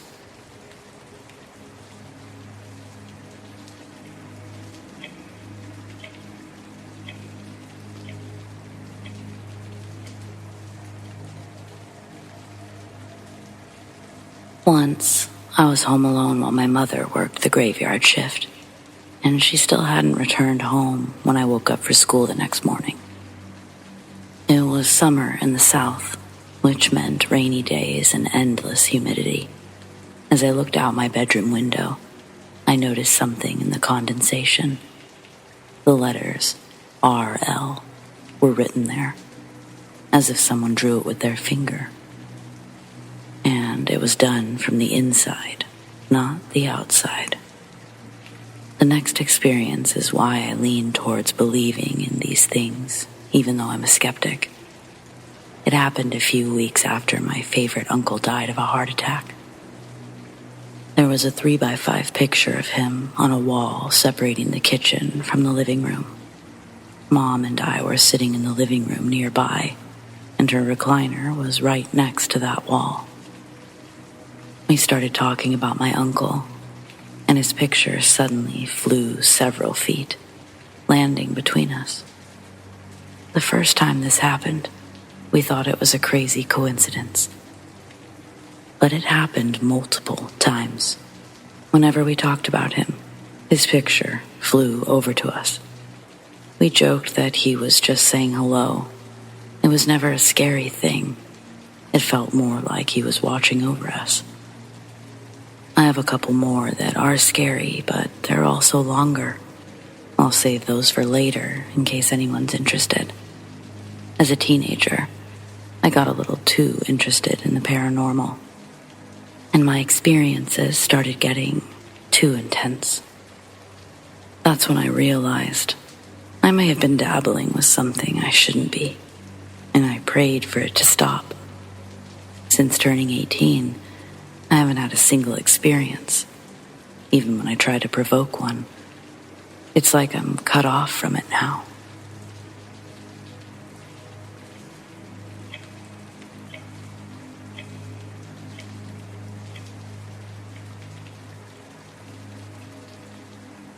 At this point, I don't know if I was awake or not, but it felt like it. Last time it happened, I still lived with my mom. This was the first time since I've been on my own. Last night, I dreamed of waking up paralyzed. I felt like I was taped to the bed. I couldn't move or speak. I could clearly hear an indistinguishable voice and loud footsteps pacing around my room. It just didn't feel right at all. I started a silent prayer that I'm somewhat familiar with. I'm not religious, I just knew I had to pray. I repeated it in my mind at least 10 times before the voices faded. I tried to move to see if I was awake. I managed to pinch myself a dozen times, but I couldn't feel anything. When I tried to sit up, I was pushed back down, and I tried to yell, but nothing came out. I couldn't see anything around me, but I finally managed to wake up and immediately pinched myself to ensure it was real this time. The other occasions at Mom's house weren't like this. I wasn't paralyzed to my bed thinking I was awake while I was really dreaming. Well, it probably was a dream anyways. I don't know. The voices, though, they were different this time too. Yes, I do have sleep issues, I know that. But for the last couple of months, I've been trying to adopt a healthier sleep schedule. But it doesn't seem to be working. Whatever happened last night just felt too real to be just a dream.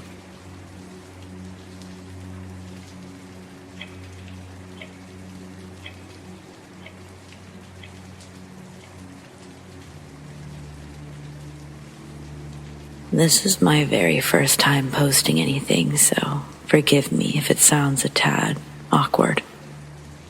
The story I want to share occurred during the last half of 2021, when my partner and I lived in Australia. We rented my partner's grandparents' house after they were put into a nursing home. My partner was working as an EN, enrolled nurse, and usually returned around 7 p.m. I worked night shifts at a fueling station, but this happened on my night off. Our living room was a rectangle, and the north wall consisted of windows overlooking the front patio. To access the front door, one must walk up the driveway and directly past the front windows. The couches even faced those windows.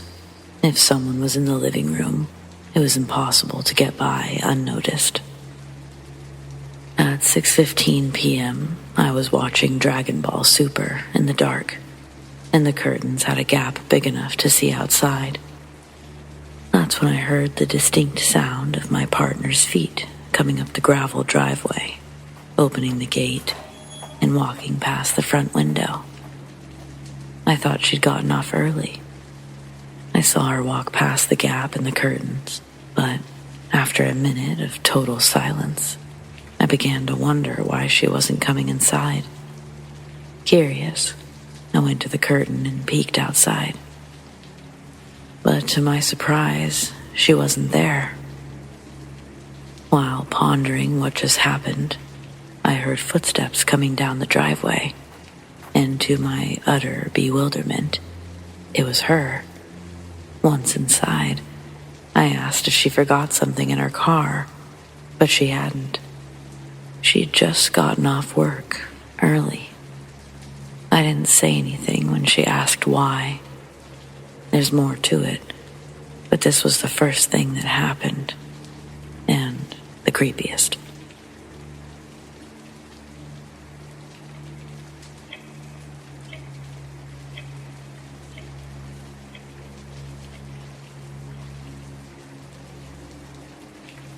I'm a 20-year-old female, and I've never really dreamed. I only get sleep paralysis and nightmares. Each nightmare feels like sleep paralysis. Either I can barely move, or it feels far too realistic for my liking. In those, I've been beaten or hurt, and it feels terrible. I was once stabbed through the chest with a hot spike, and upon waking, I still felt the pain for hours afterwards. My sleep paralysis is much the same. All the nightmares I've had feel horribly dark and deep, like I'm drowning, if that makes sense. But I can handle them. Some are more annoying than scary. It's their frequency that's the problem. For as long as I can remember, my nightmares and sleep paralysis have happened in random clusters. When they start, they only occur during a random month of the year, and they occur every night for anywhere from a week to the whole month. Then, they won't happen again until the following year. It's not something I necessarily dread, but I wanted to ask the great, wise people of Reddit. It's happening again, so please let me know if anyone has a similar experience. Maybe we can figure out what's wrong. Or if nothing else, it may confirm I'm not just weird.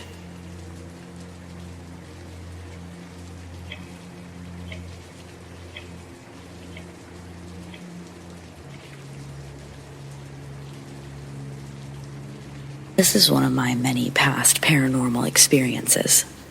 I've always had a ghost following me, and every house I've lived in until my most recent has been haunted. Occasionally, my girlfriend of a few years would find scratches on my back and suspect I was cheating on her. The fact that I never knew where they came from only made things worse. It was happening for years before I learned why my back was always burning or itching. Well, one grueling summer day, she and I were sitting at the end of our bed, and I was playing Assassin's Creed 3. She sat next to me watching and talking about random things. It was rare for us to have the same time off. This was the first time in months. We didn't have air conditioning, and I was sweating profusely.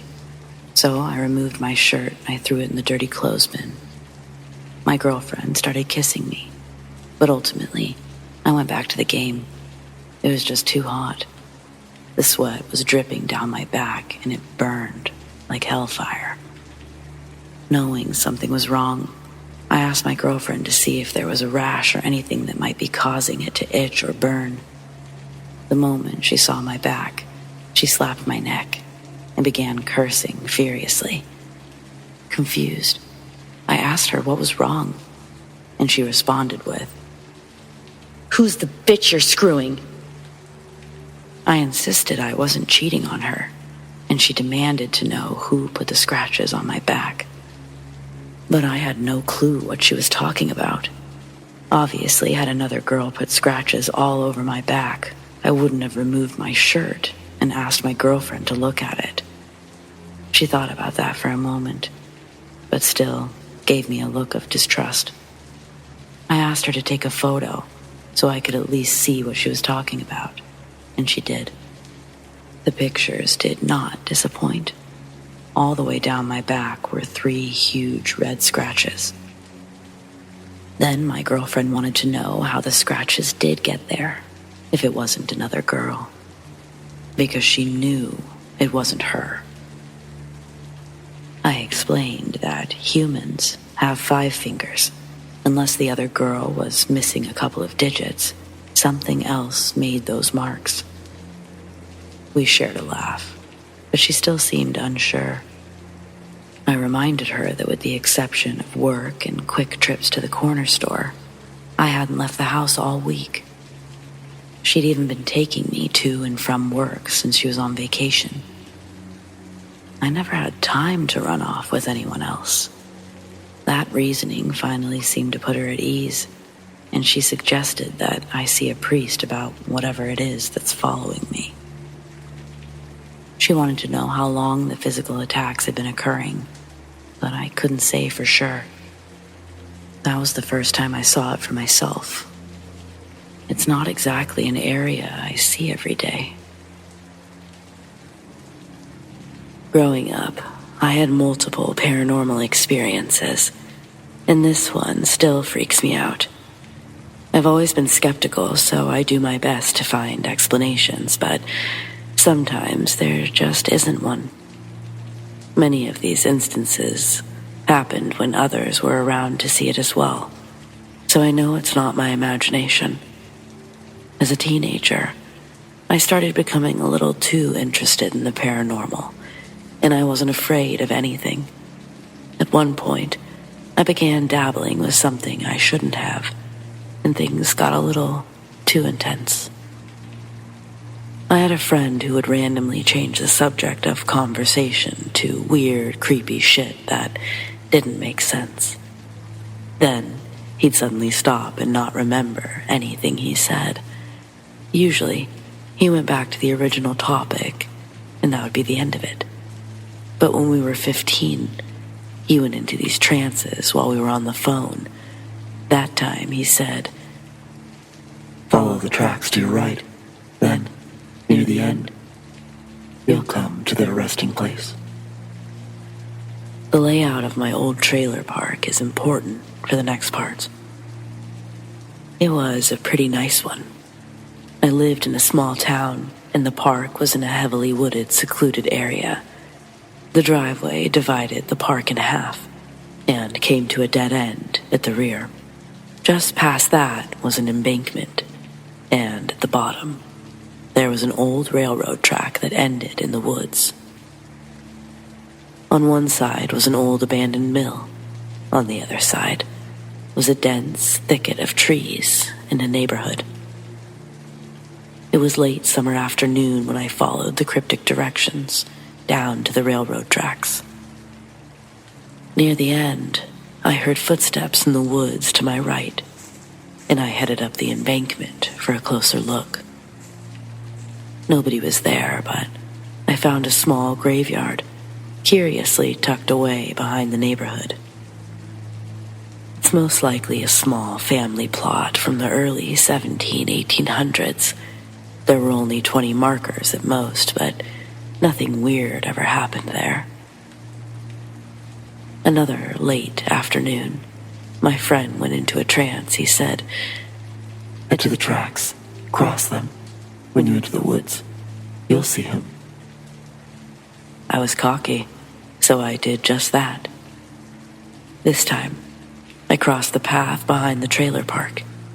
They passed through a small section of woods before entering a clearing to the old mill on the left. And on the right are miles of power lines. The moment I entered the tree line, I heard snapping branches, and I saw the black silhouette of a man galloping by on a black horse before disappearing into the trees. Horses weren't a common sight around my town, so I decided to investigate the area he came from. Near the edge of the tree line, I found an old collapsed horse stable. Nothing else nearby.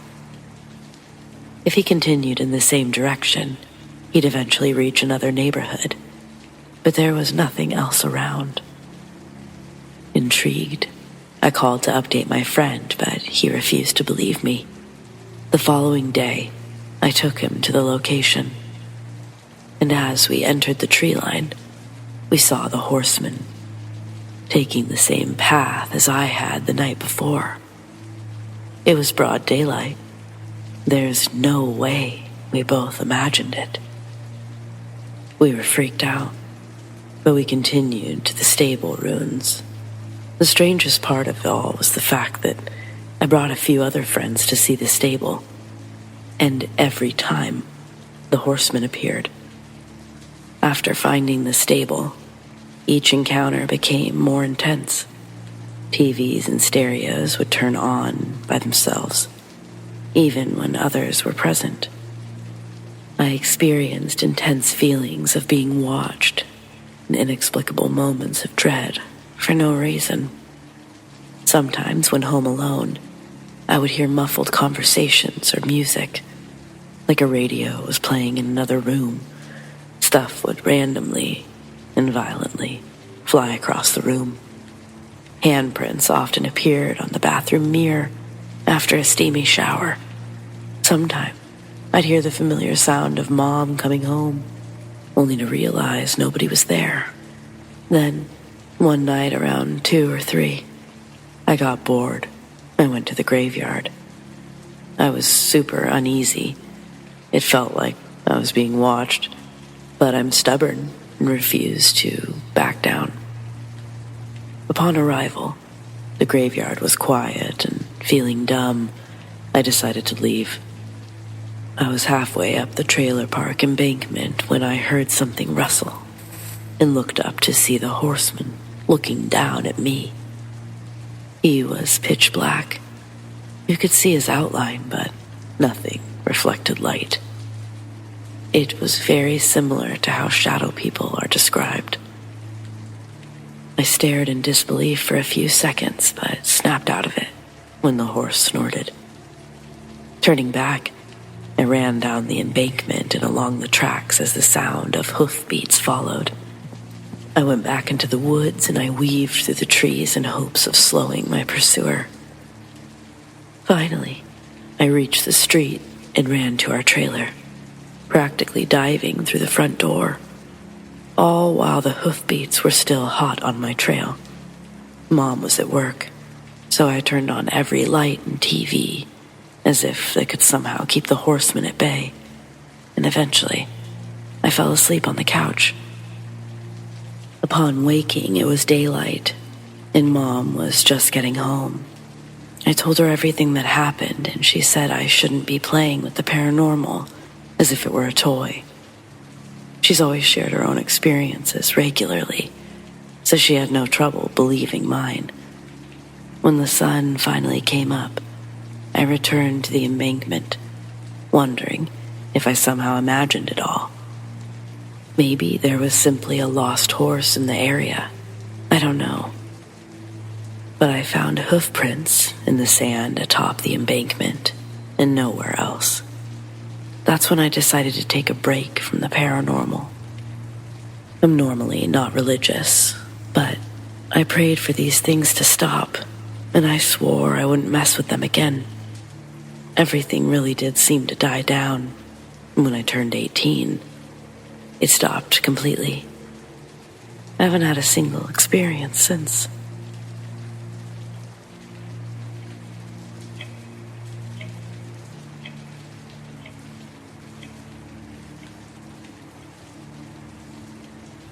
I think my experiences started with the violent abuse of my childhood. Entities would try attaching themselves to me, and it kind of darkened my presence. At a young age, my dad asked why I stopped smiling, and that continued for decades. Meanwhile, I've always had visions, and in my 30s, I moved to a place with a heavy, hidden, satanic element. I definitely disturbed the energy in that place, because I had powerful dreams when I was there. Plus, I think something cursed me.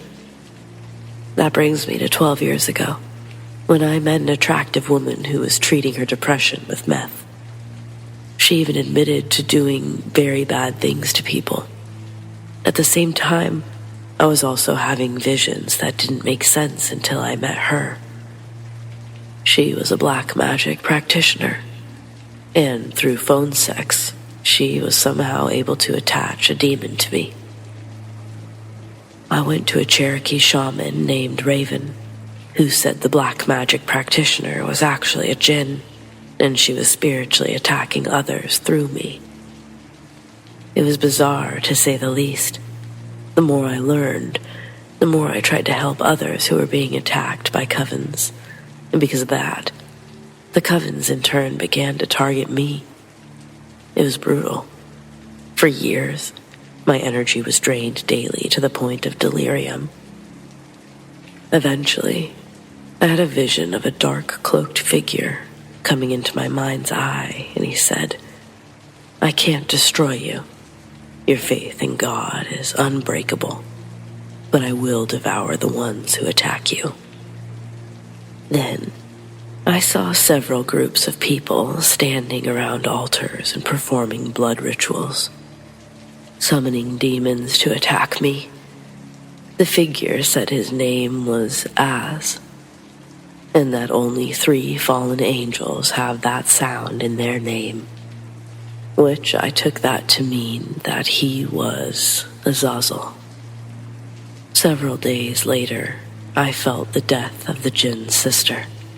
All that time, I'd been praying, surrendering to the divine, and just not specifying God or Christ. It helped me to see that there were other solutions to attempt. I tried praying to every culture's deities, but to no avail. Finally, I found a guy that had traveled the world, looking for the same solution. He said that prayers to the Christian God were the only solution that worked. Well, I tried it, even though I wasn't very big on the Bible when living in that satanic place. Before all that began, I had rage issues, PTSD, was diagnosed as borderline paranoid schizophrenic. But as the years passed, I started praying to God every day, all day. Eventually, my troubles began to lessen. My energy returned. The paranoia stopped. My PTSD went away along with the borderline schizophrenia. Though during that time, my visions were going haywire. I've had a handful of instances where demons entered my mind's eye for a chat, and this has been a heavily condensed summary of those experiences.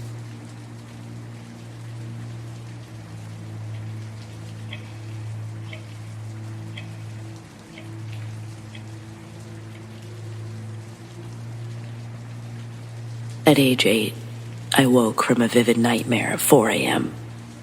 It was about bright green locusts and porcelain dolls. I laid awake for a while, too spooked to go back to sleep, but eventually I went downstairs to watch TV before school.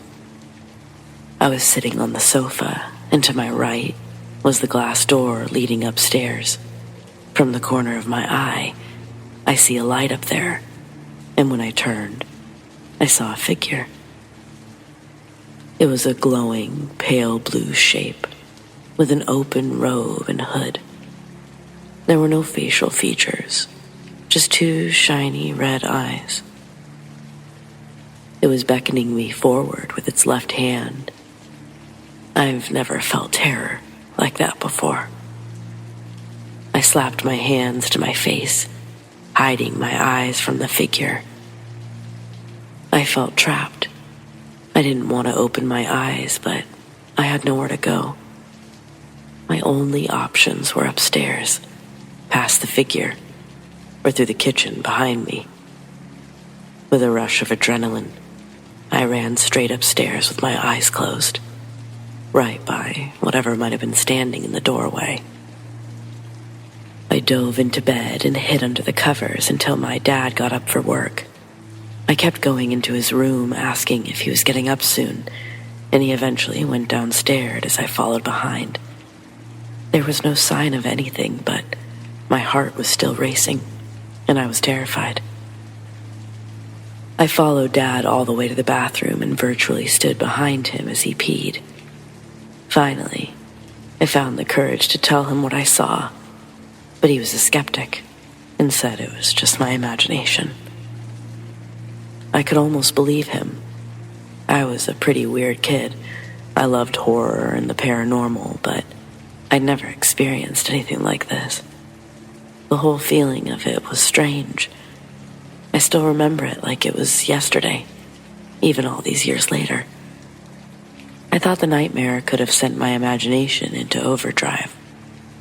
Or that light was reflecting off of the glass panels, and my brain processed that image of the phantom. There's only one thing that doesn't let me dismiss it completely. When I came downstairs that night, I wasn't alone. Our cat was there too. Fugly was a big silver Persian that my dad thought was hideous, hence the name. This was a very docile cat. You could do anything to her and she would just keep purring. She didn't have a bad bone in her body. When I followed Dad through the kitchen, I saw Fugly on one of the dining room chairs, tucked under the table. When I bent down to look at her, she was severely spooked. Her eyes were saucers, her fur standing up straight. She was nearly twice her size. I put my hand towards her, but she hissed and scratched my hand hard enough to draw blood. This really stayed with me. She'd never acted like that before, nor did she ever display that behavior again after. So, that's my only experience. I love the paranormal. I'm pretty open-minded. What's your opinion? Do I have an overactive imagination, or could it have been something else? Has anyone seen something similar?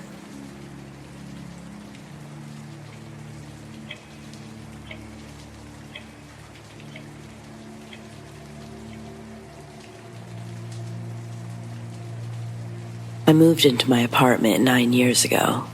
Before the early 2010s, when it was converted into lofts, it was a factory. I wanted to make this post because I've had some strange experiences over the years. Experiences that have led me down the rabbit hole of an unsolved murder from 1998. I'm mostly wondering if this will line up with anyone else's story. Shortly after moving in, I was living alone and had fallen asleep in front of the TV. When I woke up, I stepped into a thick puddle of liquid that definitely wasn't there when I fell asleep. The puddle was roughly 1 foot in diameter, and there was no obvious explanation for it. There were no air ducts or underlying pipework, and I wasn't drinking anything that could have fallen over. It was too thick and viscous to be water. Plus, it smelled like coconut shampoo. After cleaning it up, I called my parents to get their opinion. They said to keep a lookout in case there was a leak somewhere else that was simply coming through in that area. It never happened again, but that's what prompted me to start checking this stuff out on the internet. When I searched for explanations of liquids appearing, it eventually led me to a discussion about poltergeists. Initially, I rationalized that poltergeists only existed in places where some form of trauma had occurred. And I wasn't sure if that was true in this case. I wasn't a true skeptic back then, but I've never been the type of person to poke the bear, as they say.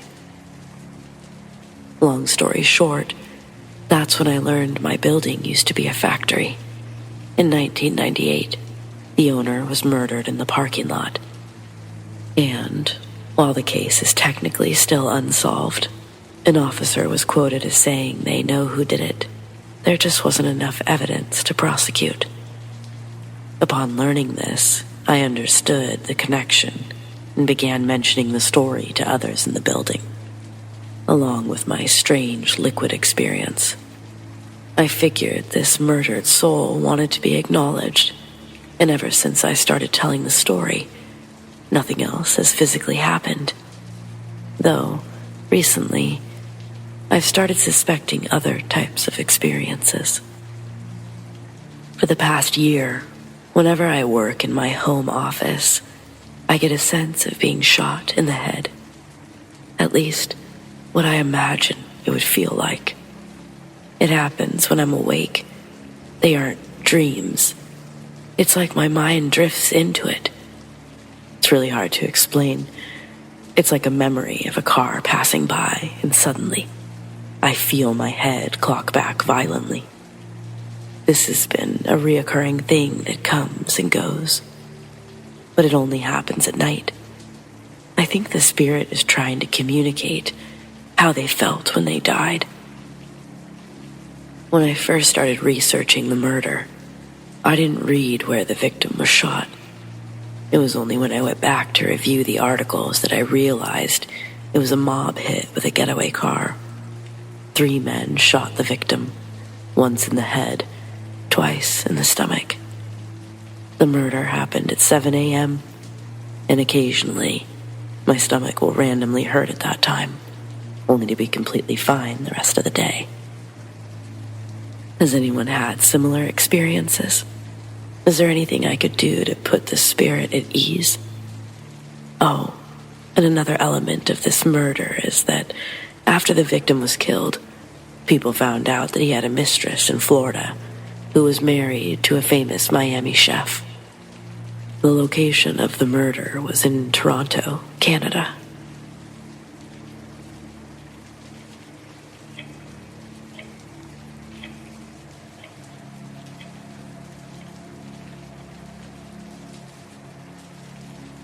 This is short, but I can't stop thinking about it. First, you need to know that I'm a ghost magnet. Seriously, there's something about me that attracts spirits. I don't know what it is, but lately, I've been trying to ignore them while I deal with my depression. The other day was completely normal until I went to the bathroom and looked in the mirror. Behind my reflection stood a very tall figure with a hairy head and no eyes, dangling arms. It wore a black and white outfit, and it scared the shit out of me.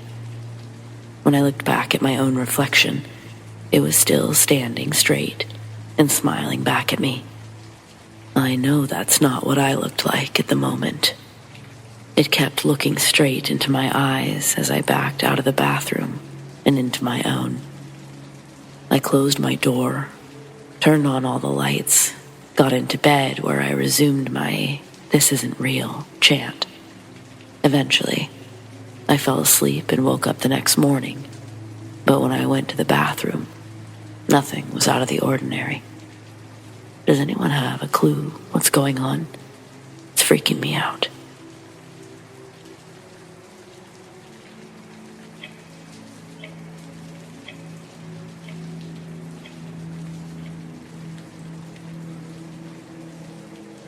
I used to work as a nurse in an old folks' home, and we had one lady who never ate or drank but seemed to live forever. She spoke multiple languages, but she had a strange way of talking. Most of her interactions ended with her laughing and the other person crying. She'll insult people and the people that they care about. There have also been instances where she bit people in the arms or hands. Sometimes she bit them in the neck if they came too close. She laughed at the idea of religion, and her heavy door closed by itself anytime someone entered her cold room. The entire staff believed that there was something more at work here, but the higher-ups never believed in the paranormal. I stopped working there, but a friend told me the woman died shortly after I quit. After the weird woman died, her neighbor also passed away. She hadn't been a fan of living there either. 2 new residents moved into their rooms, but 1 week later, they also passed away. I haven't spoken to any of my old coworkers since the news. That stuff is too scary for me. After I wrote this, I tried contacting one of my friends who used to work there, but he didn't want to talk about it. He's in therapy. His second child is on the way, and he finally found a new house. He wasn't trying to reopen old wounds, and I have to respect that.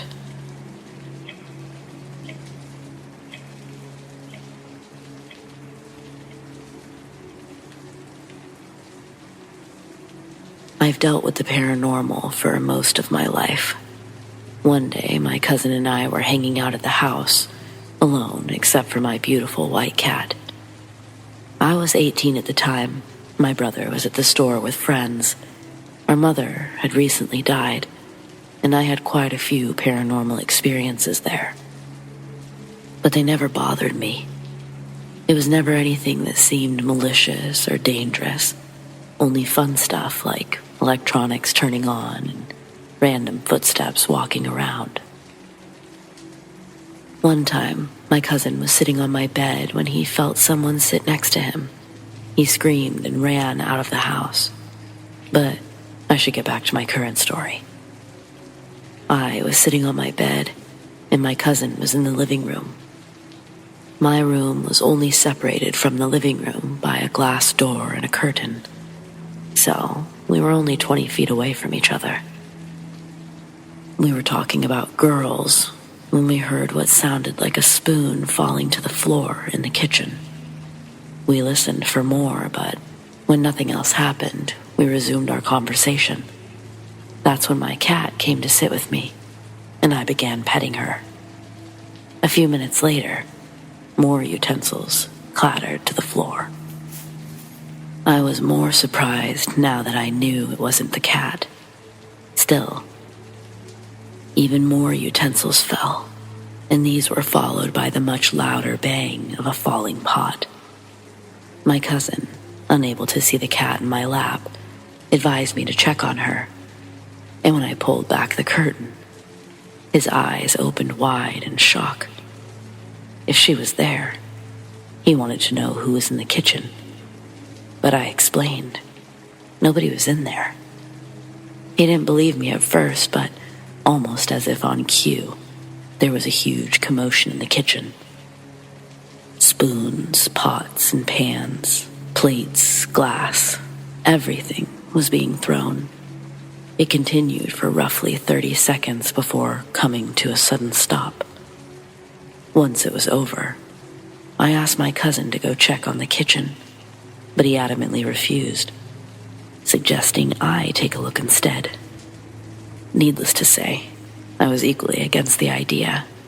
As we argued over who would go, my brother and his friends returned from the store. Without hesitation, I shouted for my brother to go into the kitchen.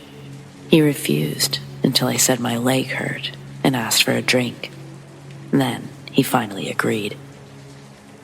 He brought me a glass of water, and I took it.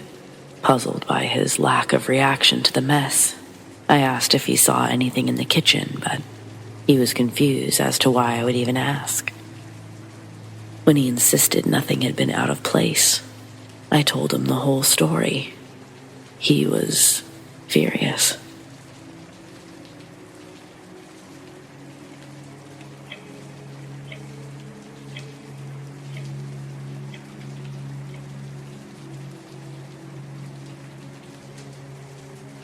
Hey everyone, I'm 33, in good health, and I come from Lower Saxony, Germany. Yes, sometimes life has been troubling, but I've always been open-minded when it comes to the paranormal. 2 weeks ago, I had a nightmare that took place in my room. I dreamed that my bedroom was a movie set. To the left of my bed was my grandparents' old cupboard.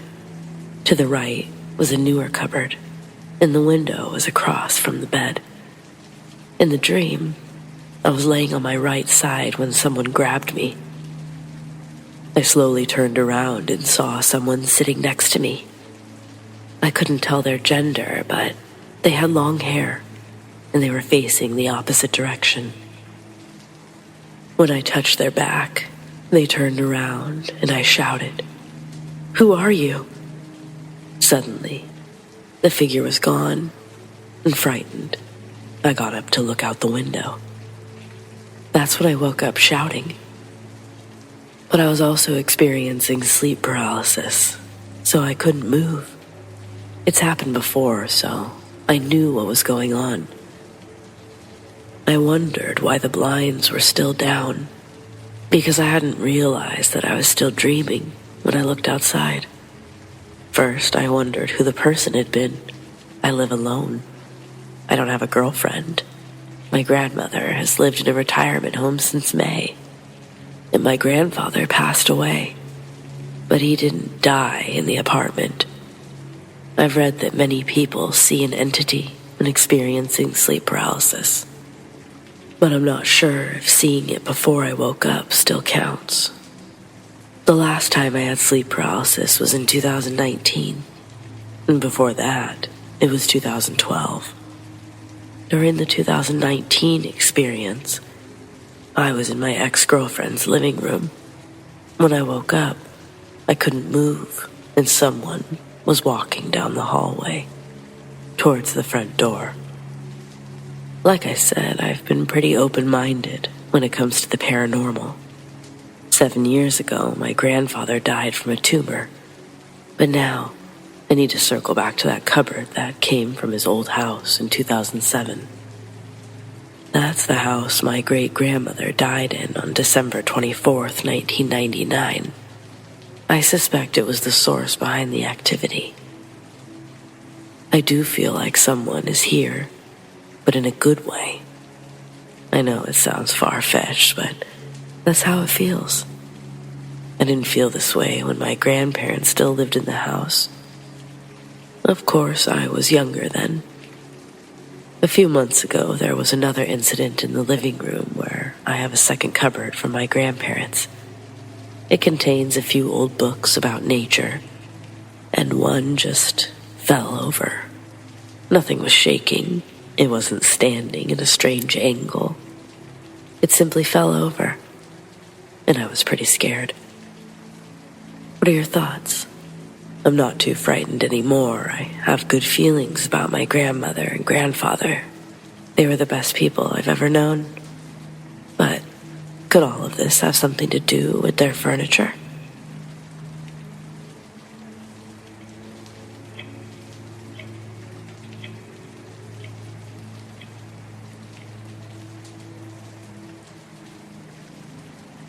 There's a recording from what we experienced at 1:07 a.m., July 31st, 2022, which was my 40th birthday. We were parked at the north end of I-75 rest stop, between the Mount Morris and Montrose exits, right outside of Flint, Michigan, the place where you can't drink the water. We've slept down there hundreds of times, and the woods surrounding it usually inspire an eerie feeling. But we've never experienced anything like what happened that night. I fell asleep shortly after we got there, but my wife was still awake, fixing her hair when she noticed a long, white rectangle standing in the forest directly across from our car. A bright white light was pouring out of it, as if someone in a dark room had opened the door to one filled with insanely bright lights. Then she saw the outline of a shadow figure standing in the doorway. She said it gave off an intensely sinister, evil feeling as it stood, motionless and staring at her. At first, she thought it must be a hallucination or a dream.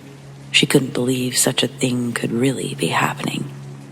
But once she realized it wasn't simply her imagination, she became frightened and woke me up.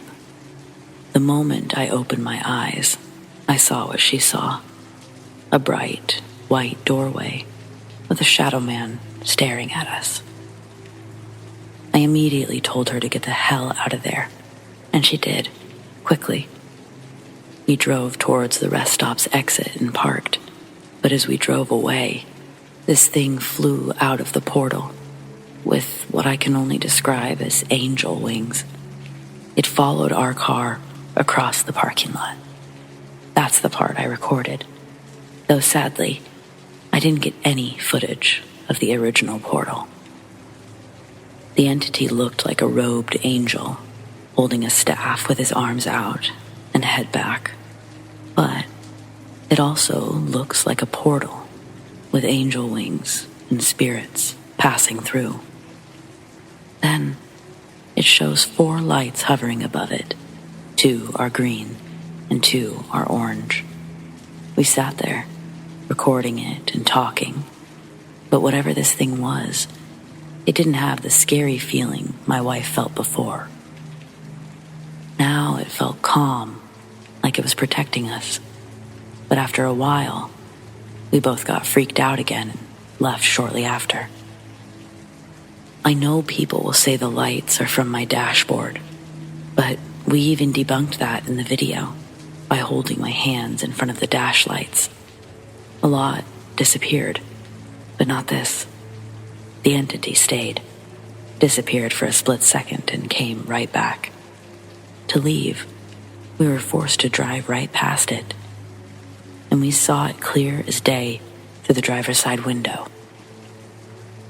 You can also see it in the rearview mirrors. This is not fake or some kind of scam. I've had the pictures and the video recording for almost 6 months now, and I need answers. If anyone has experienced this before, please take a look. Let me know what you think.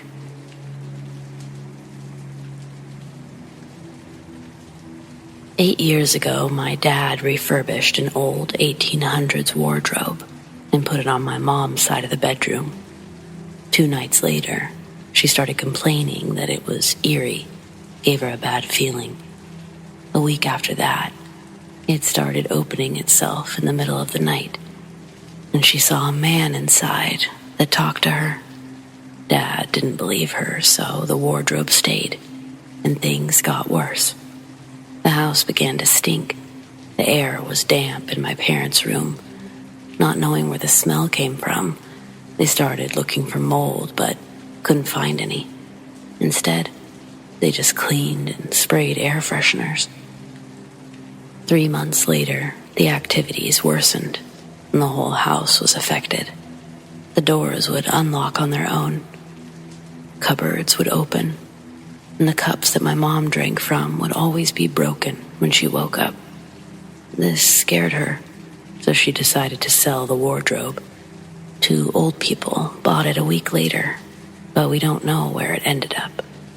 Also, when Dad refurbished it, he found a panel on the bottom. It revealed a hidden red box covered in dust. Inside was an old cufflink, a Swedish love letter, and a strand of horsehair. Obviously, they tried to find the owner, but they didn't have any luck, and in the end, they put it back in the wardrobe. This isn't fiction. It genuinely happened. I experienced things firsthand, but nowhere near as much as my mother. I don't have any pictures of the wardrobe or the items, but I could possibly find the eBay listing on the Wayback Machine. I'll let you guys know if I have any luck.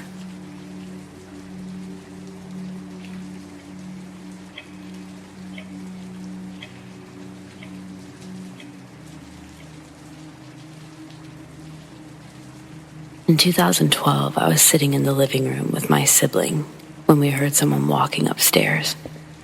We turned off the television, went to the bottom of the stairs, and listened as the footsteps laced back and forth. Frightened, I reached for the landline to dial 911, and I yelled out my intentions to the supposed intruder.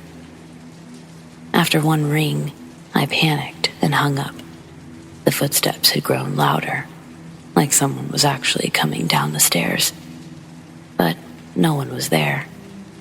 We were frozen, looking directly at the staircase. There was just nobody on it. Yet somehow, the footsteps continued until finally passing right by us and into the next room. We were too scared to move. All we could do was wait. Suddenly, the sound stopped, and we heard a loud scratching sound directly beneath our feet. It sounded like something was tearing apart the basement ceiling. Just then, the phone rang with a private number. The police department wanted to know why I called 911, so I lied, said that it was the baby. They still wanted to send a cop as precaution, but no one ever showed up. Our parents returned shortly after, but we didn't tell them what happened until a couple of years later. We've never been able to figure out exactly what we experienced.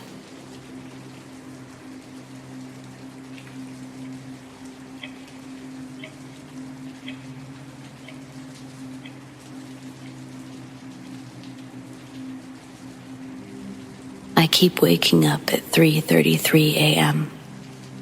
And I also regularly notice the clock at 3:33 p.m., whether it's when I'm about to get off of work or just randomly checking my phone on a weekend. It's not always the time either. Recently, I've been seeing it in other places as well, and it's starting to freak me out. It happened this morning when I was telling my dad about all of this.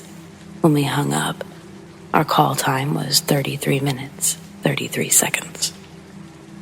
5 times within the last few months, I've woken up to the sound of someone yelling at 3:33 a.m.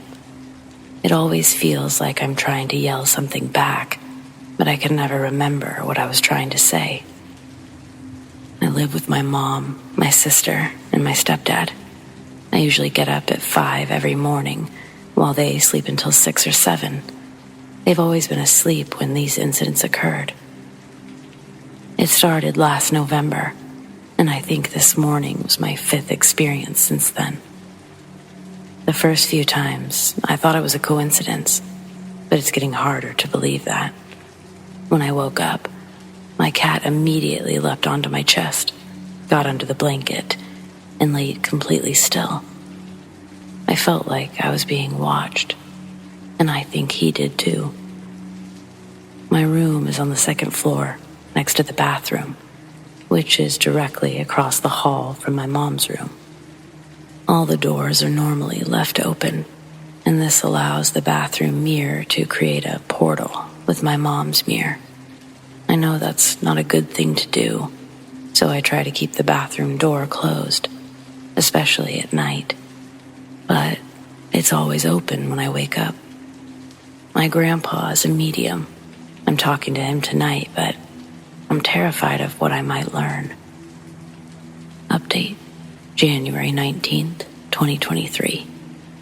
I talked to Grandpa on the phone last night since he lives in another state. He asked if I was wearing the crystal that he gave me and was surprised to hear I wasn't. Honestly, I've never had much faith in them, but I might be changing my mind. Next, he tuned in to see what he could sense, and he spoke to the spirits he normally communicates with. He personally found nothing to be concerned about, though my great-grandpa said that he would check in on me that night. Considering the man passed away before I was born, I was a bit skeptical. But then, after the phone call, I was talking to my dad in the living room when I saw movement in the next room. My dad is also very in tune with things around him. He asked if someone was in the sunroom. I didn't so much see someone as I felt someone. Dad and I went into the sunroom. Upon approaching the doorway, a cold chill blew past us. The hair on our arms stood straight up. I hated that feeling.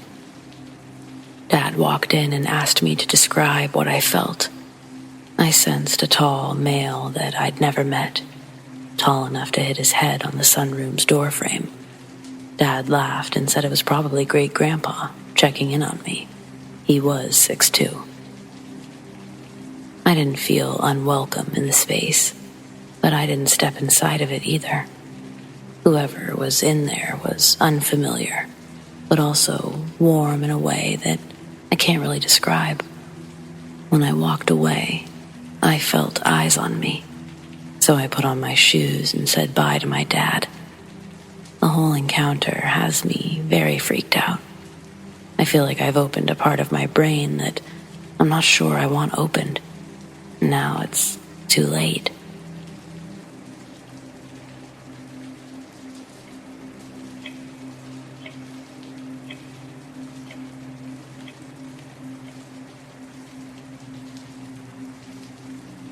We just moved into a new house 3 months ago. It's in a pretty nice suburb, but it gets creepy at night when the neighbors turn off their outside lights before going to bed. I used to go out to the back patio to smoke, but it's the spookiest place of all. It's totally wide open, with low visibility. I often hear weird animal noises, wolves howling in the forest. Even though it's louder, I started smoking on the front porch instead. I try not to wake my children or husband. The first time I heard someone whistling was a few weeks ago. It was nighttime. My husband had just run to the gas station, which takes about 7 minutes. The neighbors hadn't gone to bed yet, but I heard a whistle, like when you're trying to get someone's attention. It sounded alarmingly close. I looked back in the house. My husband wasn't home yet, and there was no sign of anyone outside. I was a bit freaked out, so I went back inside. Later, I told my husband, but he shrugged it off. Just now, I went out back to the patio, and I heard it again. This time, it was 2 a.m. All of the neighbors' lights were off. Not a soul was moving. The only sound I heard was a faint knocking, like a table rocking in the wind, except it wasn't windy. Then I heard squeaking and wondered if there were raccoons in my neighbor's trash. But then there was another quick whistle, just as I headed back in. It was still close, but further away than the last. With how close it sounded, I should have been able to see whoever was doing it. But there was no sign of movement. All the neighbors' lights were off. I was literally shaking as I went inside. It's creepy, like someone is doing this to me. I went upstairs to look out from a higher window, and I still didn't see anything. I don't get it.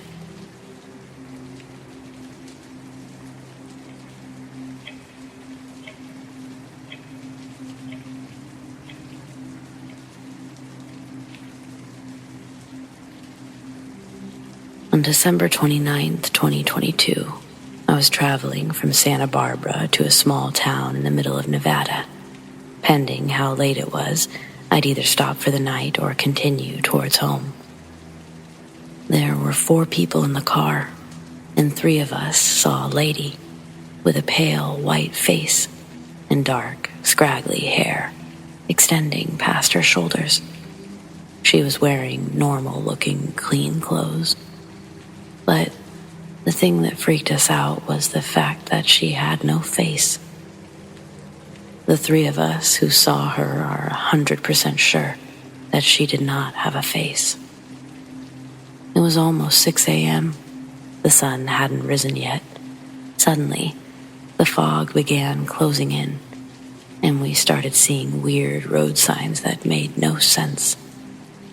They appeared more and more frequently, until they were only 5 feet apart. This might be related to the faceless woman, or maybe it wasn't. I don't remember the actual road, so I'm not sure if those signs were in our world, or if we were in theirs. I'm sorry there isn't much detail, but I'm sure I wasn't asleep. I was far too anxious to sleep, and we were only a few minutes away from our Airbnb.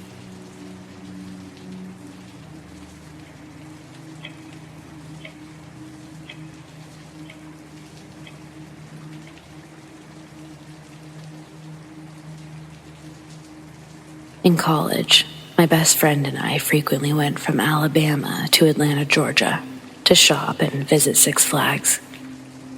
One time, we were driving back after midnight, and we'd just left Noonan, Georgia on I-85 when we got hungry.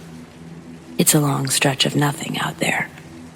So we just turned off at the next exit when we saw a Wendy's sign. We went across the bridge, but we didn't see a Wendy's, so we kept driving. We lost track of time while talking for 20 minutes, and that's when we realized there was no restaurant out there. The road suddenly bent to the right, came to a stop at a T intersection. The sign said I-85 was to the right, so that's the direction we went.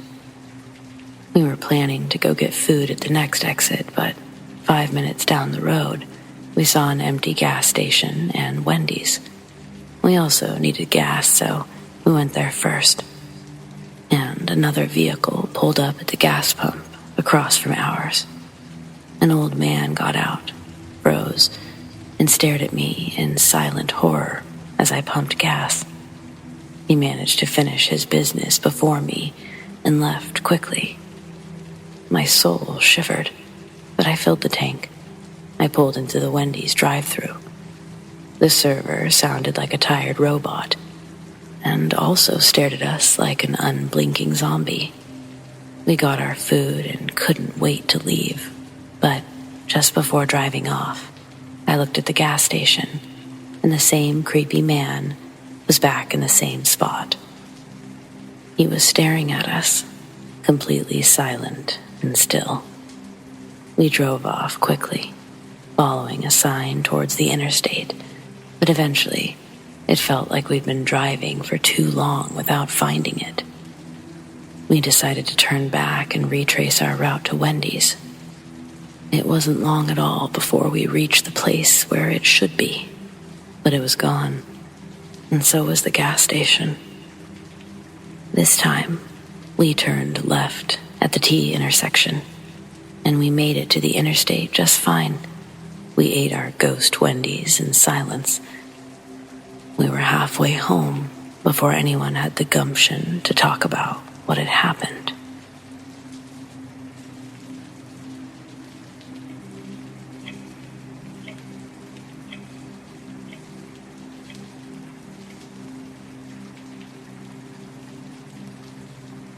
Today, I was walking in the park while it was very windy and raining. In the northwest corner, there's a path leading to a pedestrian crossing where 2 roads meet. That's where I was going when a woman startled me. She was suddenly so close that I assumed I simply hadn't noticed her. She looked to be in her mid-20s, average height. She wore a light blue outfit with a woolen hat. She was walking very slowly despite the poor weather conditions and the fact that it was only 50 degrees out there. I was slightly unsettled and embarrassed for being caught off guard. So I walked parallel with the path to avoid getting too close. I stalled for a bit, expecting her to gain some distance, but when I looked up again, she was nowhere to be seen. I looked around, but no one was there. And the traffic was quite busy. There wasn't even anyone similar enough that I could have mistaken her appearance. No one was wearing a light blue outfit with a hat. She didn't pass me. She didn't turn back. The park is roughly a mile long and over a quarter mile wide. It was daytime, with very few people around. She wasn't wearing a coat, but her eyes were dark. I'll never forget the slow, creepy way she walked. I know I saw a real person. I looked right at her. It wasn't a corner of the eye thing. Could I have missed something? I want to say that she was a ghost, but it could have just been a real person. The period of time from when I first saw her to when she vanished is very strange. If she was a real person, where did she go so fast? There was at least 50 feet of open space to the nearest cover.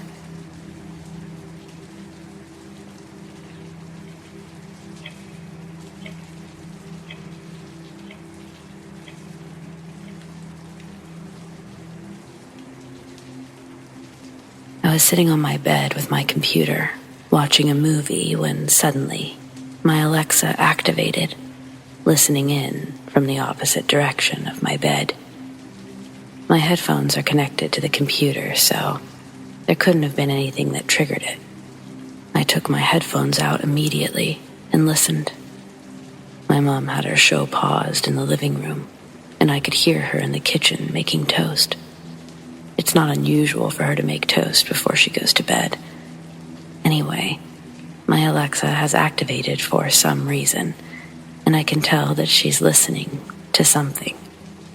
She's deactivated after about 30 seconds of listening, and I want to ask her to turn the lights off. She kept saying my light isn't responding, to check its power supply. I got a little freaked out and used my computer light to see. Since it wasn't too bright, I couldn't see much, but something moved. I scrambled out of my bed into the light switch. It wasn't on. I flicked it on, and it didn't work. I did it over and over, and it refused to work. I couldn't leave my room without a mask because my parents had COVID. My mask was not on the door handle.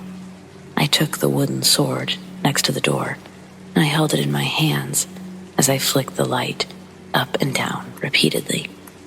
Slowly, fast. It didn't work. When it finally turned on, I was shaking to no end. There was nothing there. I grabbed my phone, which was on the floor somehow, turned on the flash. Looking around, there was nothing. Not a single trace of someone or something in the room, except my Xbox controller on the floor, knocked off of its charger. It was late, so I didn't sleep that night.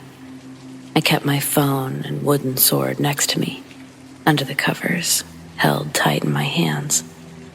I ruled out the possibility of an intruder because me and my mom are home all the time. My dad is too because it's Christmas break and he's got COVID. No one could possibly get in without being seen in my small house. I've had more than one encounter with odd occurrences in this same house, but this, by far, the scariest.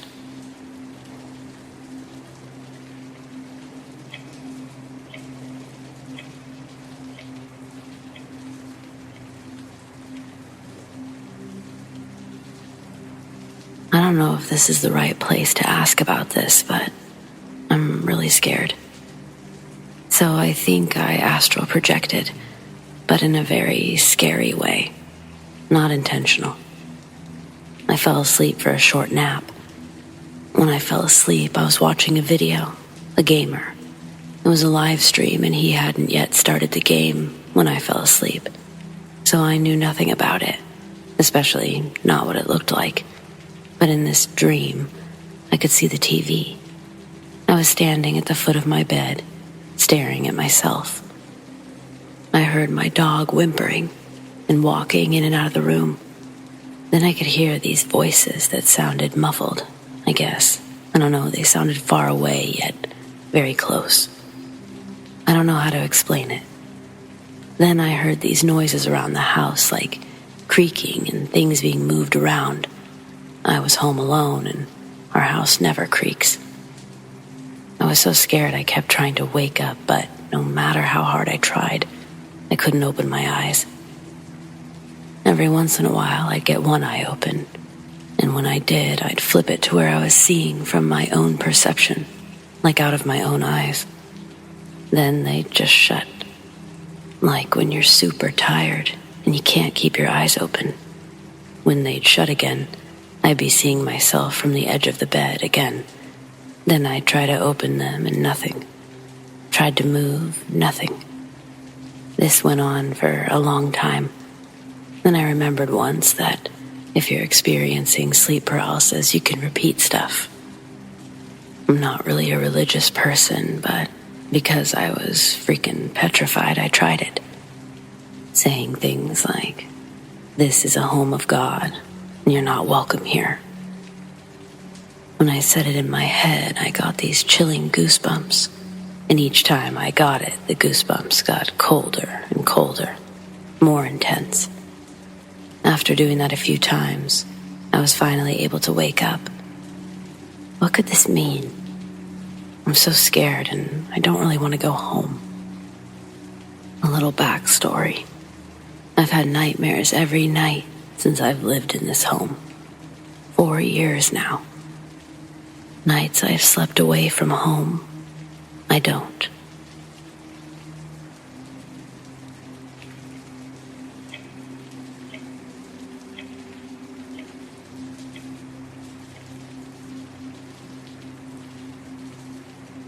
I don't know a huge amount about ghost lights. I was hoping someone could explain it a bit better to me. Yesterday afternoon, my partner was asleep. I got home from work early and was pottering around, washing up, etc. And I heard a very strange noise. The best way I can describe it is like a dog clearing its throat. A big dog, like a guttural kind of choke or hack. I don't know, it's kind of hard to explain, but it sounded huge and right behind me. We have a kitten, but I've never heard anything like that come from it. Needless to say, there was nothing behind me. Then, last night, roughly 5:30 a.m., this light comes up the stairs. It was like someone walking with the phone light on, but as the light came around the door of my bedroom, there was no source for the light. No torch, no orb, nothing. But I can clearly see the reflection from the light on objects in my room. It looked like someone shining a phone to light their way in the darkness. A little bit like when a car headlight shines through the curtain. It travels around the room. But there was nothing there at all. No cars. My partner and daughter still fast asleep. The light came all the way around the room to my side of the bed before going dark. We're pretty sure that there's something or someone in our house. It was built 1960s on an old brickyard, and we have had an Anderson shelter in the garden. Rather, the house is very connected to its age, if that makes any sense. Finally, today, I stood at work, roughly 5 miles from my house. Everyone else was in a completely different part of the building. I hear the same noise as yesterday. The deep, rasping, I had chalked that up to being our cat. You know, maybe where he was in the kitchen and it amplified the sound of the cough. But to then hear the exact same noise, miles away from my house, is fully freaked me out. We did used to own a very large dog, American Staff Mastiff. He was put down before my daughter was born, but his collar hangs at the top of the stairs, and the area around it always feels cold. Could it be connected? Anyone got any ideas?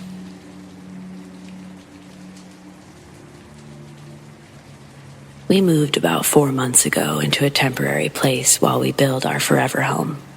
This is an older single-wide trailer, probably 1980s, that's been updated inside. It's cheaper, so it helps with building expenses. Anyways, my son's room is on one end of the trailer, ours on the other. We frequently go to the bathroom throughout the night, next to his room. Several times now, we've went to use the restroom and heard my son giggling, talking to himself. In complete darkness, by himself. Sometimes you can hear what he's saying. That tickles. You're funny. Etc. My significant other says he's heard him around 3 or 4 a.m. most times. I've heard him around 5 or 6 a.m. My son stays with my ex-husband half of the week. We have a 50-50 custody split. When my son isn't here, we've heard things from his room. My significant other has heard giggles, muffled talking. Toys randomly come on. However, we always find logical reasons to dismiss it. We live next to a 24-hour gas station about 20 yards from my son's window, and figure it's people talking over there. Plus, we have 2 cats that may sneak in his room and knock on toys. That being said, this morning, my son told me that there's a boy in his room, and he tickles him. It totally has me freaked out. Backstory on my son. He's 5 years old, and he's diagnosed with autism. He was nonverbal until last year. We do struggle with complex conversations, so asking him to describe what he sees just doesn't work well, yet. He's a very happy, loving child. Since moving, he seems to be acting the same, just issues at night, where he's awake, which is causing him to be sleepy during the day. So, ghost, imaginary friend, just hoping someone has had a similar situation. Our home is projected to be done in September, so we will be here for several more months. I wanted to provide an update. I've been doing some digging, talking throughout our small community. Apparently, a 10-year-old girl passed away from cancer in the home. Also, many drowning deaths have occurred in the river that runs behind the home, and a car accident in front of the home where a woman was killed.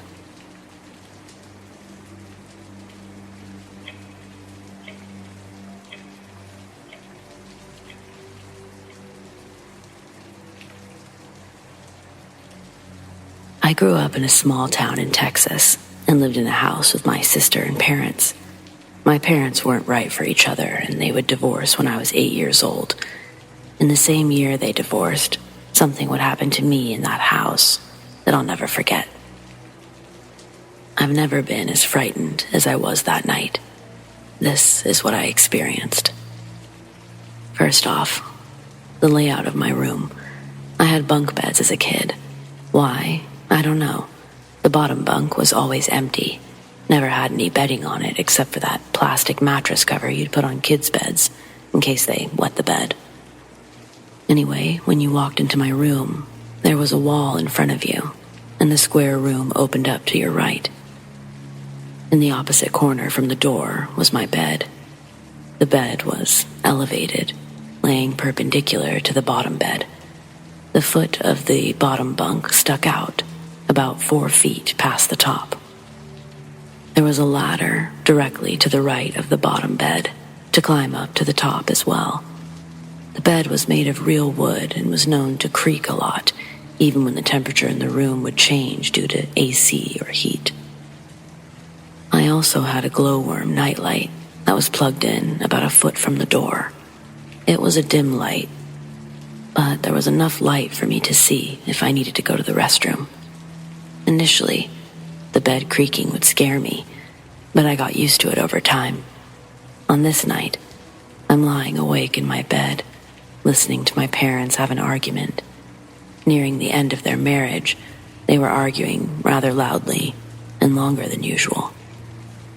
The bed had creaked a few times as the AC began to cool the room down, but I wasn't fazed until I heard a different sound, a deep, weighted, familiar sound. Familiar because it was the sound the ladder would make when I would step on it. A lot different tone than when the ladder would settle. I was initially startled, but I gave myself a pep talk about how I wasn't a baby anymore. I shouldn't be scared of noises at night.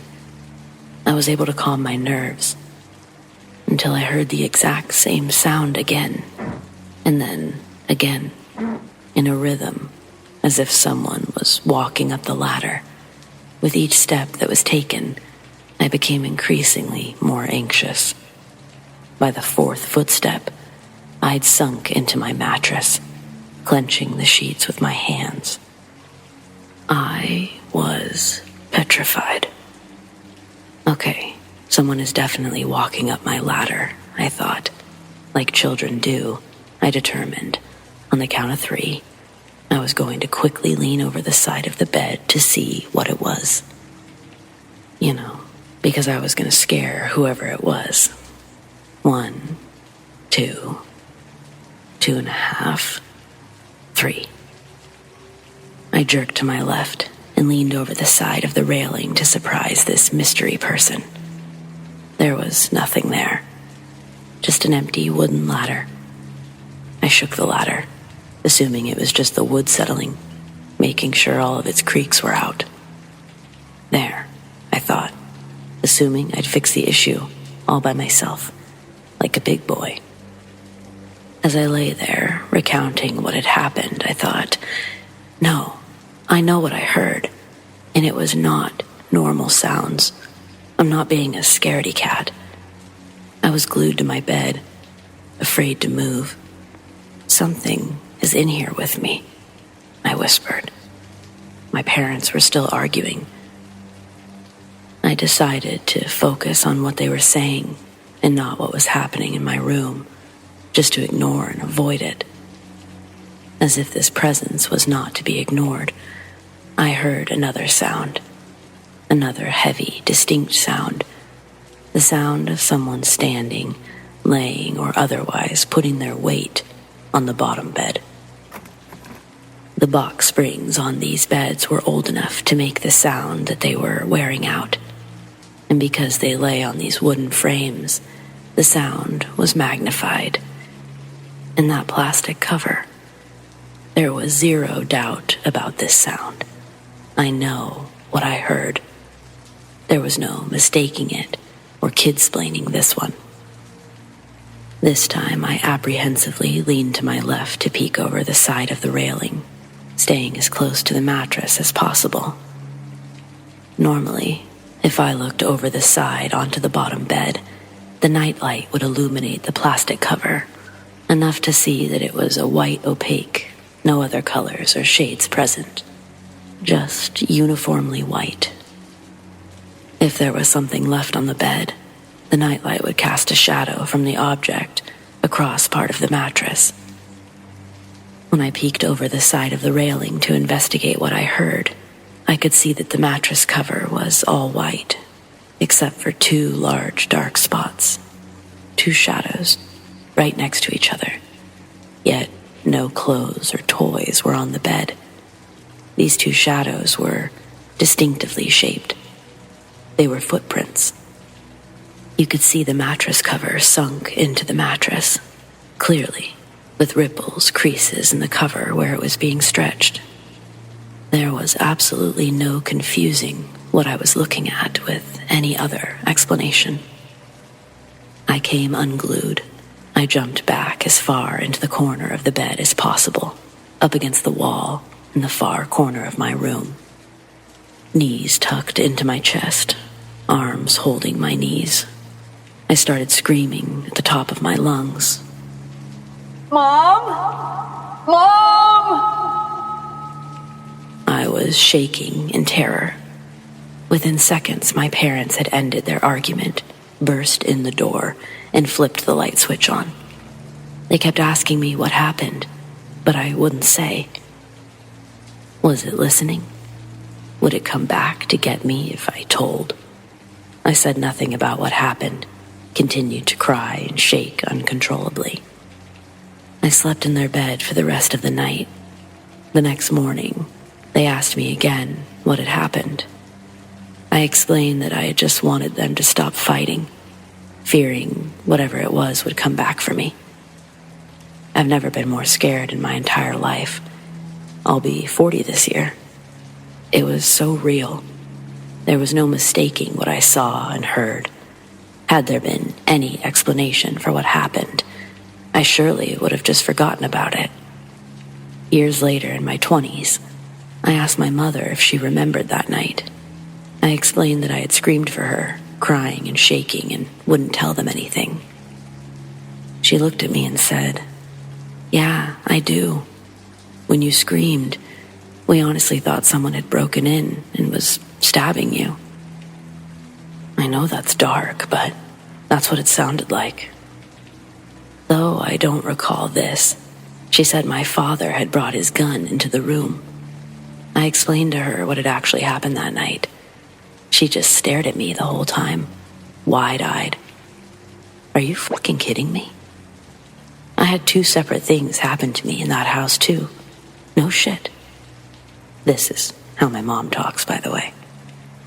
She proceeds to tell me a story about making lunches for us to take to school, and the bread being moved to the floor when she would turn around to get something from the refrigerator. The other story is reminiscent of the movie I've seen, Poltergeist. She said dining room chairs were moved on top of the table multiple times. It may be true, but I just didn't feel the same energy from her as the first story she seemed more passionate and certain about. They could both be fabricated because my mom is weird, but there's no doubt in my mind what occurred that night in my room, and I'll never forget.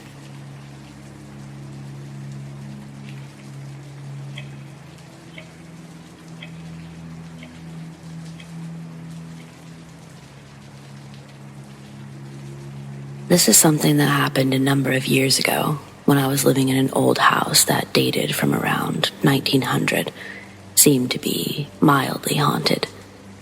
My cat liked to play and run up and down the long hallway of the shotgun shack, and she seemed to be playing with some kind of spirits. They were never clearly visible to me. The most I ever saw were vague orbs of light. There were also occasional breezes from nowhere that would move curtains, but I usually dismissed those as just being an old, drafty house. One day, I was trying to recreate a sound someone else in my band had heard during a supernatural experience. When I managed to create a waveform on my synthesizer that they felt matched, it had a strange effect on the synthesizer, where every other key on the keyboard ended up with its own unique and odd sound that didn't match the waveform I'd just created. This should not have happened. I created one waveform that should have mapped over the keys in different pitches. It should not have created a bunch of different sounds for each key. As we continued to work on the piece, I saw something invisible lift a curtain that was hanging in a doorway to enter the room. We decided to run with that theme, and the song ended up being about ghosts.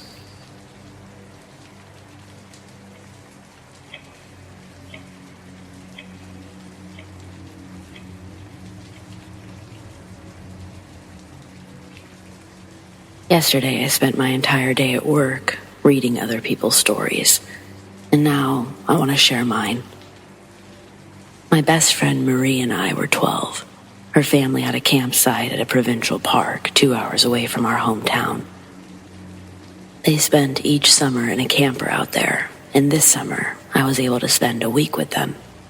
On my last night there, we hurried to the ice cream shop before it closed. It was early evening, and we were just starting to lose light. The path was down a short slope with 10 feet of thick brush between it and the road. On the other side of our path was the forest. We walked along, not seeing anyone else. We hear a sudden rustling and snapping of branches, similar to the sound of maybe a deer moving through the woods. I wouldn't have thought anything of it, but then the sound of running footsteps follows. Marie glances back and suddenly grabs my arm, urging me under her breath not to look back. At the same time, the running stops. I don't know why I didn't ignore her and just look for myself. I guess I could sense the very real fear in her voice and chose to listen. We both start to panic, getting that feeling like you're running up the stairs after turning off the basement light. We pick up speed as much as we can without breaking into a sprint, knowing that the ice cream shop is only about a minute walk from this point. The path soon breaks, and we're in the parking lot. Suddenly, Marie steers me hard to the left, heading toward the lake and the boat rental, instead of continuing straight to the ice cream shop, and I go along with it, silently, understanding ice cream is no longer an interest right now. Marie is clearly panicking at this point. We're both looking around, but it seems that whatever scared her is nowhere in sight at this point. Marie walks up to the boat rental and gets us a kayak. We climb in and we begin to paddle out into the middle of the lake. As we paddle, she tells me there was a man behind us, and that the man had stopped running at us very abruptly upon making eye contact with her. He'd been wearing a long black coat with a hood up, despite it being the middle of July. He had a terrible smirk on his face, and she swore that as he stopped running, she saw him put something shiny away into his coat. He appears to have just emerged out of the bushes after we walked past, given the sound we heard right before he came running onto the path. We reach the center of the lake and stop paddling. I pull out my Nokia brick phone that my parents, thank God, had given me just in case. I hand it to Marie and tell her to call her parents to come pick us up. As the phone rings, I see her look out past me to the shore and go pale. Lifting a hand to point to what she's seeing, I turn, and there was the man, stalking his way around the path that circled the edge of the lake, staring out at us. We sat in the middle of the lake and watched him do 2 full laps, never looking away from us, before finally disappearing. It took a few tries to get a hold of her family. We were freaking out so bad the whole time as the sun got lower and lower. We did manage to have someone come with the truck, but by the time we reached the shore, it was pretty dark outside. I don't know what we would have done if we hadn't been able to call for a ride. Looking back, I don't know why we didn't just go to the ice cream shop, inform an adult there, and ask her parents to come get us then. But it worked out. We got back safe, and we thankfully never saw the man again.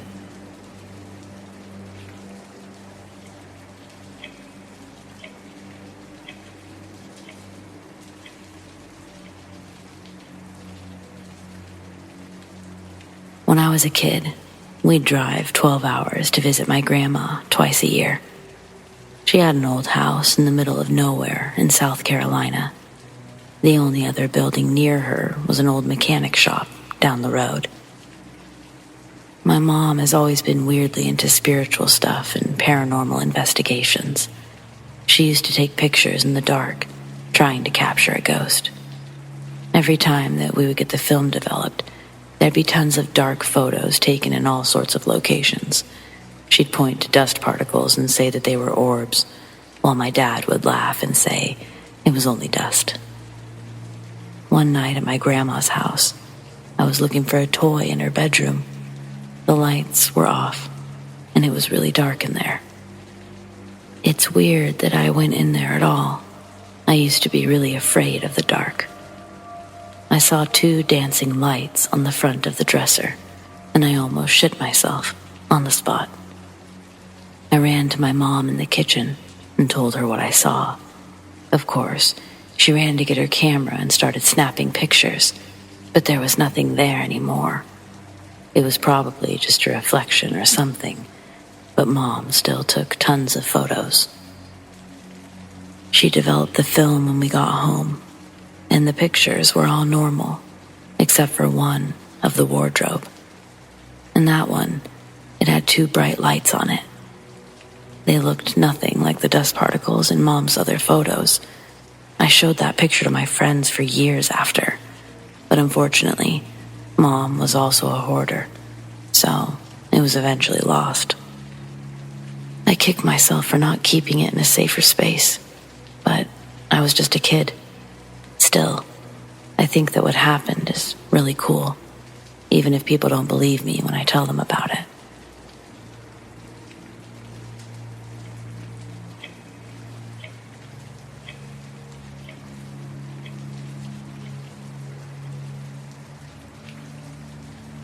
An entity has been hanging around my room since I moved in 2020. It's not malevolent, it's actually quite kind. My friend Cass has felt it hug him, and he's overall comforted by the entity. An hour ago, Cass and I drove to a secluded spot I'd been wanting to visit at night. It seemed like a good place to smoke. When we were talking about it, we started smelling cherries with a hint of cigar.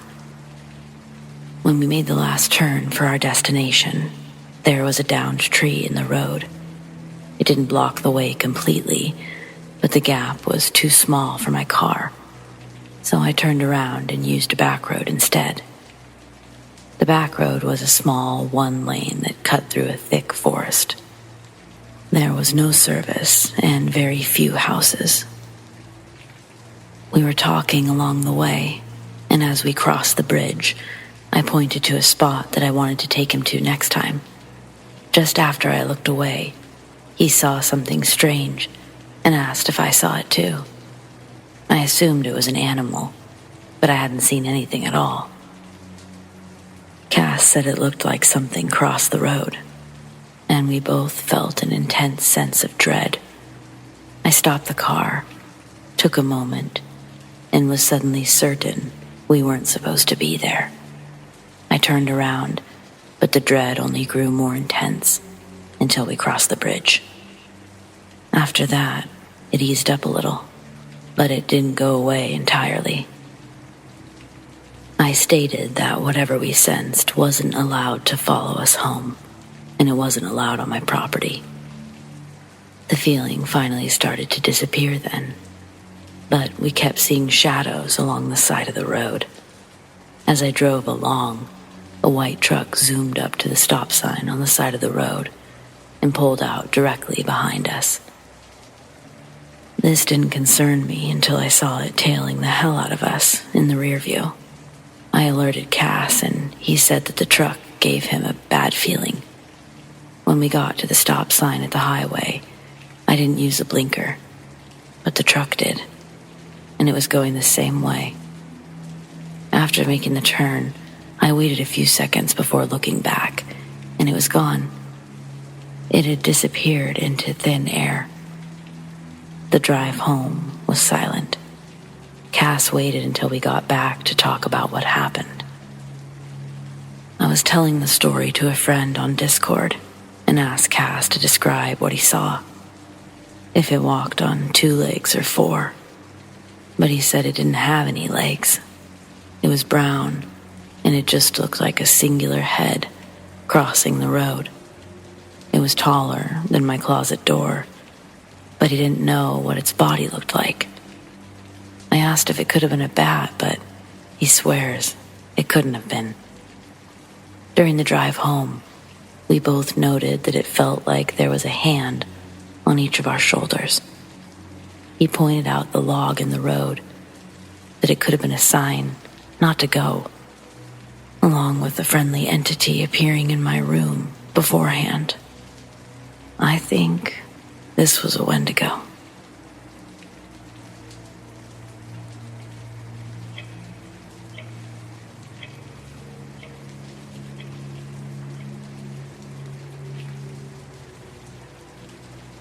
Two years ago, I was 19 and taking online classes while staying with my father during quarantine. My father and uncle started going out to see friends on Thursday nights, and Dad taught me how to use his gun in case of an emergency. My uncle's warehouse is attached to our home, and it was recently broken into. Between the warehouse and the house is a piece of land where my uncle parks his truck. And that Thursday, almost a week after the break-in, I was pretty nervous. But I knew it was a way for him to de-stress, so I just asked him to come home early. 2 hours later, my uncle called to say that he left his truck unlocked with the keys inside. It was midnight. I went outside with only my phone for a light. I took the gun with me, but only because I thought that I might need to use it on an animal, not a person. We have some dangerous feral dogs around here, and I've been attacked by one. 10 yards away from the truck, I heard heavy steps. It definitely wasn't an animal, at least not a dog. I ran, opened the truck, and in total desperation, shot at the ground. I heard it drop to the ground, but there was no cry of pain, not from an animal or human. I jumped into the truck, locked myself in, and cracked the window, hoping to hear anything. But all was silent. Almost crying, I called Dad, and he said to use the headlights to see what I shot. I turned them on, but there was still nothing. I couldn't even see where anything dropped in the tall grass. Dad came home minutes later, and he tried looking for blood, but he couldn't find anything either. This wasn't our first weird experience in that house, but it was the creepiest. Now I can laugh about it, and my uncle jokes that I shot a ghost. Does anyone know what else it could have been?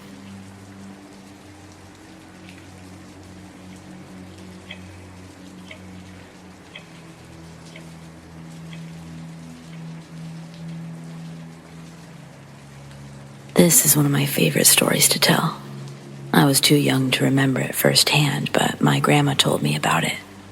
When I was 4, my grandparents moved into the house that we live in now. Their old house sold quicker than expected, so they were pressed for time to find a new one. The first showing of our house seemed normal, so they returned the next day and found a dead crow in the living room.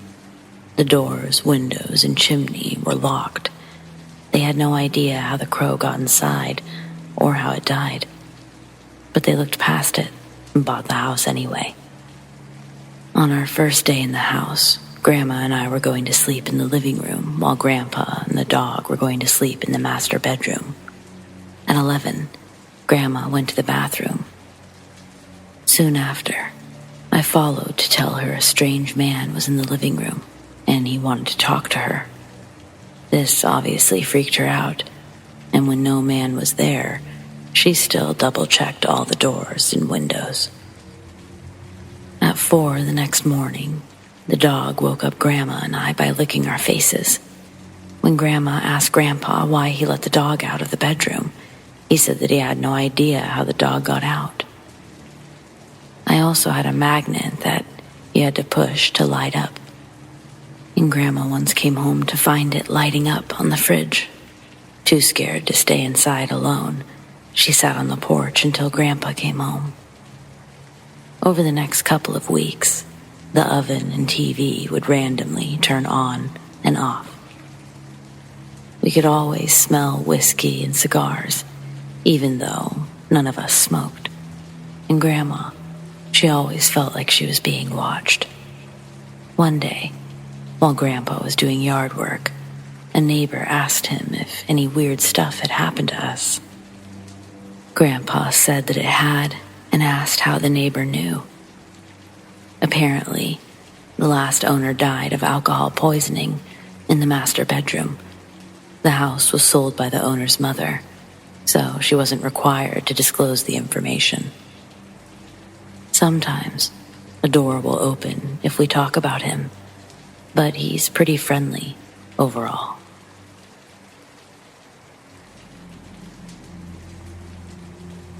I've been working overnight in a nuclear facility for a few months now, and I've seen UFOs on a nightly basis, without fail.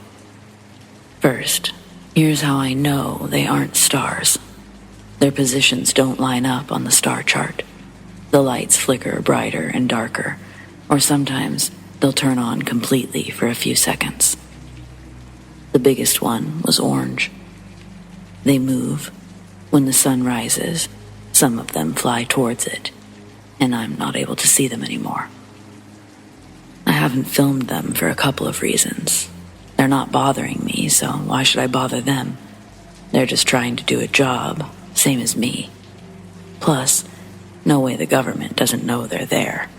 I've counted at least 16 or 20 so far. Now, I finally understand why documentaries always show authority figures saying it would create mass panic if everyone knew how many of those things there were, and that they were here. I suppose aliens get curious when we start messing with nuclear fission. That may be why there's such a large concentration of them every night. But above all, the reason I don't record them is because no one would believe me anyway. I've always believed in this stuff, so I've become more accustomed to it as time passes. Anyway, I'm writing this to see if anyone can help me figure out what I experienced last week. I've been having strange, paranormal things happen to me lately, like suddenly being able to sense the movement of energy, see auras.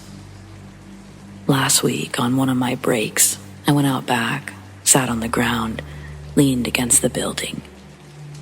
I suddenly got an overwhelming feeling of intense fatigue, which quickly turned into a feeling of drunkenness. I've been sober since February 2022, almost a year now, so I was immediately confused.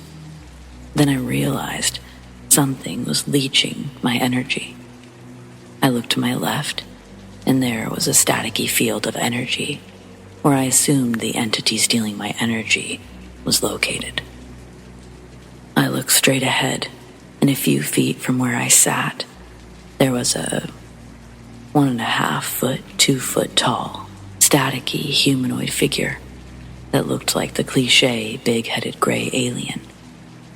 It had black almond eyes, and inside its open mouth was pitch black.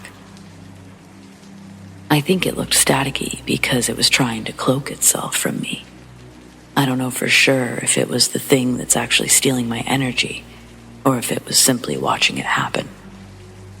A coworker claims she saw a shadow person in the bathroom. Most of the staff believes this facility is haunted. I've seen and felt non-alien entities in the building, but nothing like this. Does anyone have any idea what might be going on here?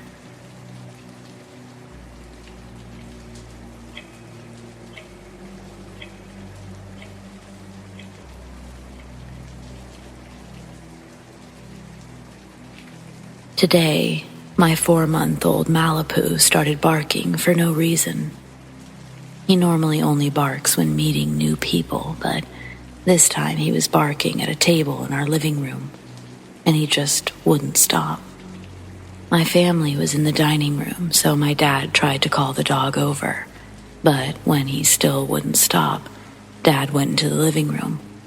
That's when he noticed the dog was just standing there, barking at an empty table. I heard the commotion from upstairs and came down to see what was going on. Not only was he barking at nothing, but at some point, he started growling and walking backwards, like something was right in front of him. This was very out of character. He was in full defense mode.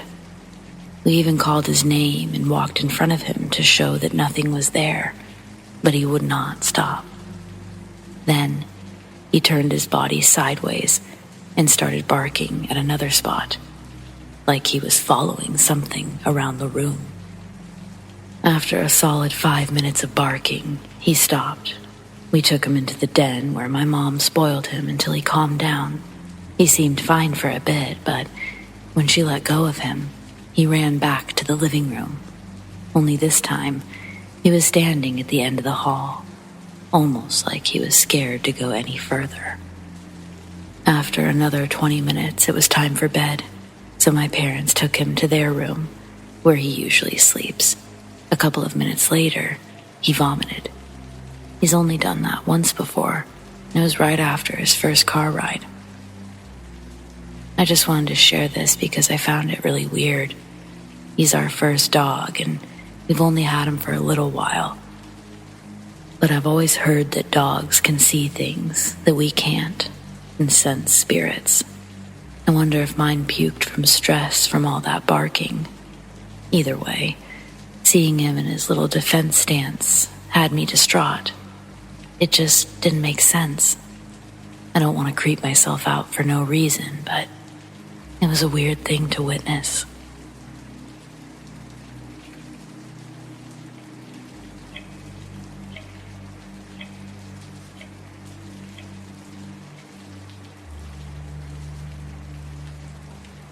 I've done my best to sort these events chronologically.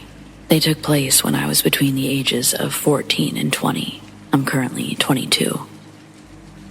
Until 2 years ago, I lived in a Polish village called Mojca. It's less than a kilometer away from the city of Kielce.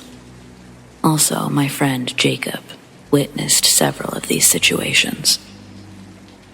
The forest itself was huge, but that's typical for Poland. Jacob and I often spent our free time there. We loved to explore it. We built a small bridge over the stream so that we didn't have to go around or through it. A few days later, we were returning home when a stone almost hit me in the head. It looked like it came from a tree. We were still deep in the woods, so it's unlikely a person threw it. We joked about it even though it was technically a dangerous situation, but otherwise, we ignored it. At harvest time, we liked to jump over the hay bales that were tucked back in the forest. That way the farmers didn't see us. Once, when it was already getting dark, we saw a black figure behind a small stream. We watched it for a while, but we weren't concerned about it yet. We even joked that it might have been what threw the stone back then. Not long after this, we saw the figure 2 more times in the same areas. We found something like rabbit holes in a deeper part of the forest, but they were way too big. Nearby, we found a suitcase with strange things inside, and that was the last time Jacob went into the forest. I enjoyed running through the woods, especially in the evenings. I came across a phenomenon that I can only describe as earth breathing. In a certain area, the ground regularly rose and fell, like someone taking a deep breath. This is where things get really weird. I started running my usual route, but I ended up turning back when I heard a deep, unnatural growl from the bushes. Over the years, I've heard wolves and foxes, but they sound so much different. There didn't seem to be anything in the bushes, but I didn't want to tempt fate. Last, and probably the strangest thing of all, happened when I'm an adult. It was one of the few times I went into the forest after dark. I don't remember why I was there. I was walking a long trail when I heard a church choir singing in what sounded like Latin. It wasn't very far away, but it was coming from a denser part of the forest. Once I turned back, I didn't hear anything anymore. Years later, Jacob and I came to the conclusion that there were probably black masses or some kind of cult out there. We would often see suspicious cars hanging around. I'm not a big believer myself, but who knows?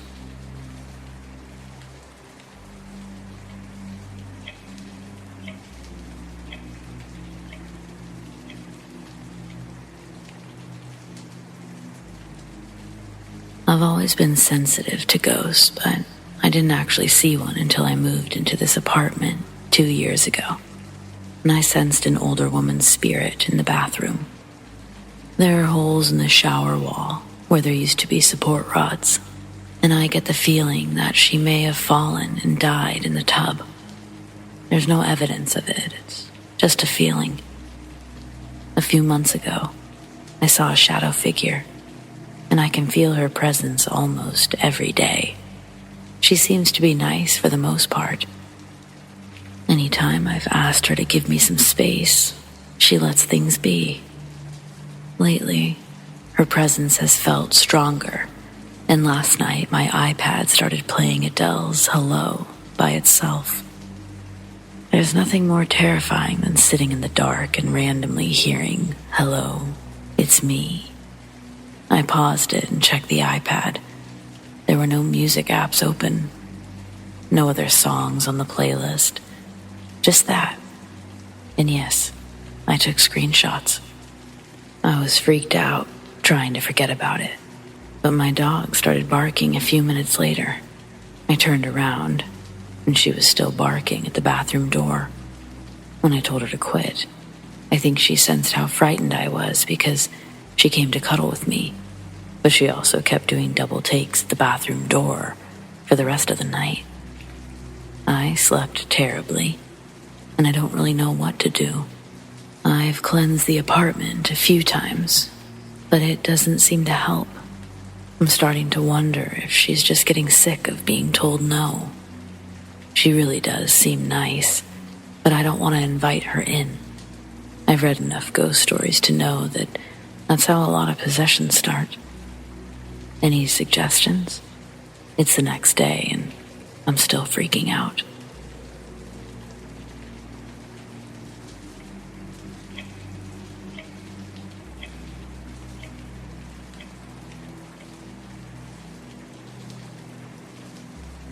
When I was 10, I went to bed at 8:30. My mom had a TV in her room, so I used to fall asleep watching cartoons, and she'd move me to my room later. One night, while I was still in my mom's bed, I woke up to the door opening, but I didn't look to see who it was. I just assumed it was my mom. We were the only two living in the house. I heard footsteps coming towards the bed, but then they stopped, and nearly 5 minutes passed before I felt someone lay in the bed and put their arm around me. Neither of us said anything, and she didn't move me to my room, so I figured she was letting me sleep there that night. I eventually drifted off again, and when I woke up the next morning, my mom was gone. I found her downstairs, sleeping on the couch, with the title screen for Pretty in Pink playing in the background. She woke up and asked what I wanted for breakfast, but I only wanted cereal. Before going into the kitchen, I thanked her for letting me sleep in her bed, but she was confused. She thought I slept in my room. When I told her no, she said she'd fallen asleep on the couch. I reminded her that she came to bed, and she looked even more confused. She insisted she was downstairs the whole time. I tried jogging her memory with more details, like how she also stroked my hair, but she was horrified. It really hadn't been her. For the record, Mom does not have a history of sleepwalking. To this day, we're still freaked out by this. We don't really like to talk about it. It never happened again, and we've never had any other paranormal experiences either.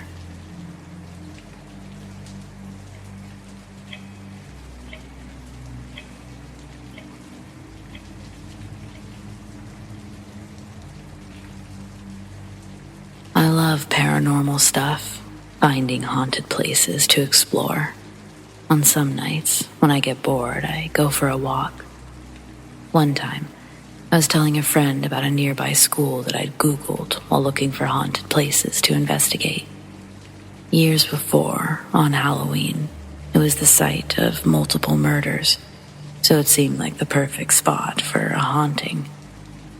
When I first entered the school, nothing happened. Then, I started mocking any potential ghosts by saying they must have been chicken if they aren't even going to try to scare me. I walked to the middle of the field. I noticed the school's lights were flickering. I heard someone running in the distance, and when I looked up, I saw a person sprinting towards me at full speed. Then they ducked behind a nearby crate. But when I went over there, they were gone. Nobody could have run away. I was watching the entire time.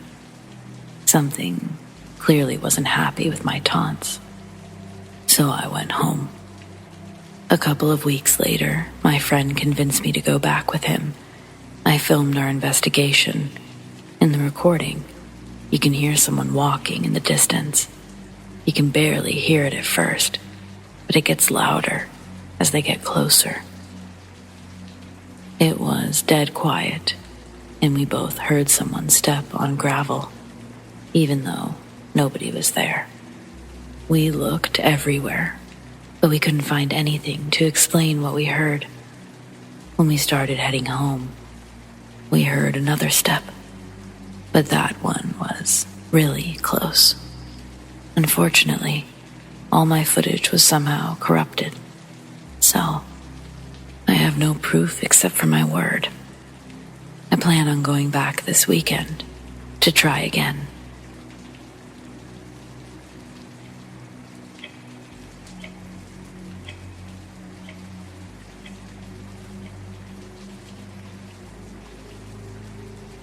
"12 years ago, I was 9 and home alone with my 12-year-old brother. We were supposed to go to our aunt's house to have lunch and wait for my mother.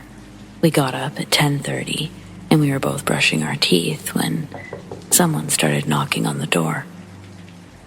The only people that came to our door were salesmen or Jehovah's Witnesses, so we just waited for them to go away. I waited a few minutes before looking outside to see if they were still there, and I was relieved to see they weren't. When we resumed getting ready, we saw a shadow pass by the bathroom window. We waited to see if it was just a bird, but then a hand hit the glass. We got scared, didn't know what to do, so my brother called the police. While it was ringing, there were more loud bangs at the door. Someone was trying to force it open. I don't know if they were kicking it or ramming it, but it was one of the most frightening sounds I've ever heard. We locked ourselves in the bathroom, and the intruder got the door open on the 5th bang. The police finally answered. My brother whispered that someone was robbing our house. There was a pause as they asked for our address, and he gave it to them. After a final pause, he let them know that we were locked in a bathroom, and that was it. While we waited, I sat against the wall, hugging my knees. It was one of the most nerve-wracking experiences of my life. We could hear the man rummaging through our stuff and stomping around. He even broke a few cups and plates. Then I heard the sound of my cell phone turning off and remembered I'd left it on the kitchen table. It was only a couple of minutes later when he tried to open the bathroom door. My brother grabbed a big metal rod and started kicking at the door. The man yelled, but we said nothing. My brother just kept kicking the door. I was about to have an anxiety attack. My chest was aching, and I had chills, but I was also really hot. I tried to stay calm, but it was just too much. When he stopped, we heard the door opening, followed by silence. We waited for almost 10 minutes before leaving the bathroom. The living room was a total mess. Kitchen cabinets were open. Our mother's nightstand and closet were open, and everything inside had been ransacked. It was the same in our rooms. It took that man 5 minutes to go through everything we owned. My brother called my mom, and she sent us to our aunt's house. When we got there, I was able to relax a little.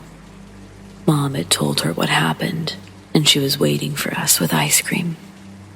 Mom told her boss that she had a family emergency, and she came home early to clean while we were still at our aunt's. She wanted us to feel a little more relaxed, so we could move on easier. The police arrived after she got home, which was 4 hours after the incident. She explained everything, but nothing could be done due to lack of evidence.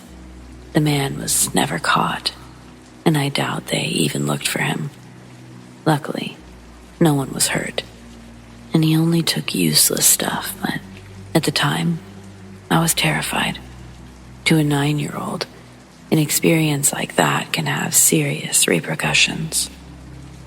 Also, as it relates to the 4-hour police response, my house was located on the far side of the city, but most importantly, the police in my country sucked. Plenty of people have called the police and had to wait for hours. Nowadays, they arrive in a reasonable amount of time, but back then, it was a common issue. In fact, it was one of the reasons for the 2019 Chilean protests. Fortunately, things are getting better. Trust for the police is still fragile, but it's improving.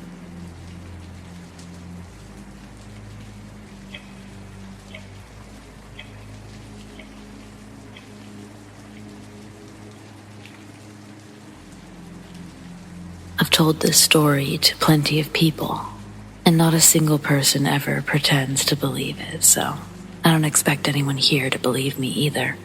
But I still have to share this shit to see if anyone else has had similar experiences.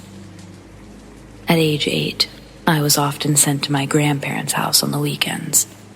When Grandma ran errands, she would bring me with her. I don't remember anything that led up to that moment, but at some point, we went to Rite Aid for a prescription.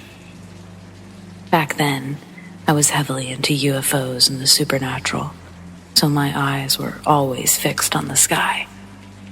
I remember this part clear as day.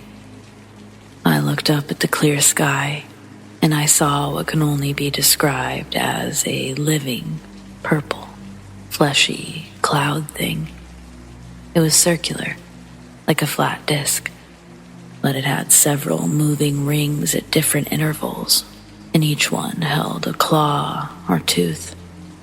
I tried to get Grandma's attention, but she was already talking to the pharmacist at the drive-through window. I kept my eyes on it until it was out of sight. To this day, I've never seen anything similar or heard of anyone who has. Because of the specific details I remember, I really don't think it was a dream. It still freaks me the fuck out when I think about what it looked like.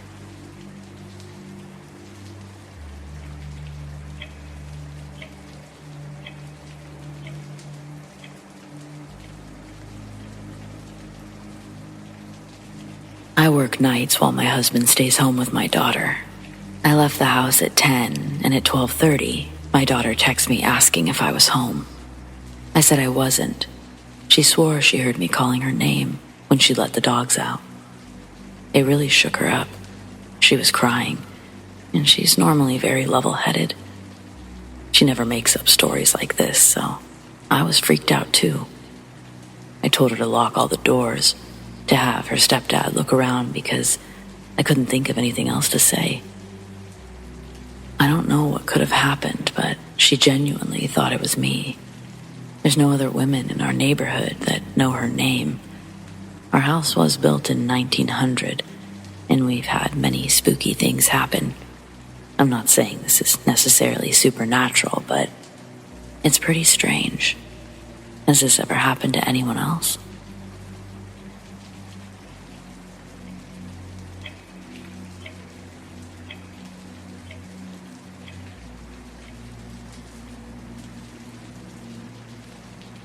Months ago, I made a post about dreaming of the future, and it recently happened again. I mean things that occur exactly the same, down to the smallest detail.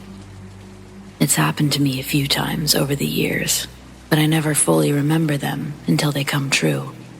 They aren't even important events. They'll be pieces of conversations, a random joke, or a simple mundane action. One of the most surreal and convincing moments was a vision about eating pie. Someone nearby had commented on something, but I was just so focused on the pie and didn't look up.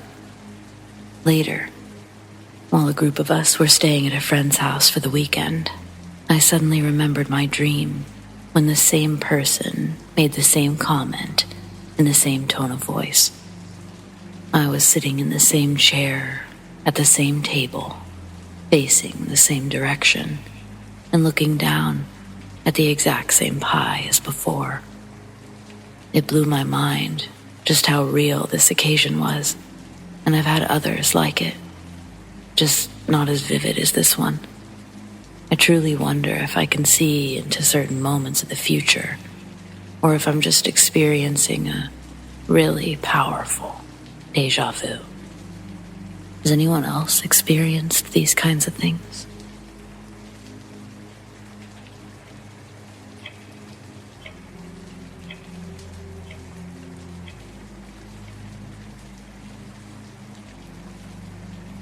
This whole thing has been happening for a few weeks now. I'm a pretty spiritual person, but lately I've been slacking a bit in that department. I've recently gone through a breakup, and I've just been caught up in the 9-to-5 cycle, doing the bare minimum. Life has been hard in general for the last 3 or 4 months. I've always struggled with sleep. I get a weird anxiety right before bed, and it causes me to toss and turn all night. It's rare for me to have a restful sleep. Recently, I started waking up in the middle of the night. It always feels like something's watching me. It happens a few times, and lately, I've actually started seeing shit from the corner of my eyes. Sometimes, I see a dark mist moving across the room, but I usually blame it on delirium, go back to sleep so I don't have to think about it. Twice now, I've woken up to my bed shaking. The first time, I thought I was going crazy. I opened my eyes, stared at the ceiling while my bed was rocking. I live in California, so I thought it was a small earthquake, but no one else had felt it. The same thing happened again last week. I woke up to my bed actually rocking, and this time my chest felt heavy, and it made me claustrophobic. I closed my eyes and pleaded for it to stop. I was so tired, I eventually passed out from sheer exhaustion.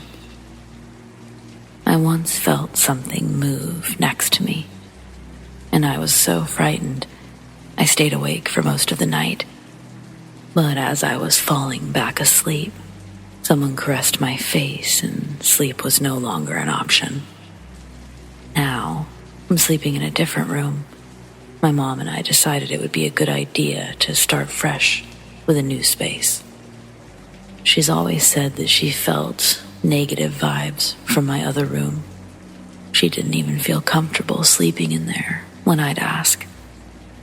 Yesterday, she was helping me clean it out, and she felt like something was angry or wanted her to get out. I'm scared this shit will continue in the new room, but I did a cleansing to protect it as best I could. I slept in there last night and nothing actually happened, but I was also so anxious I didn't get much rest.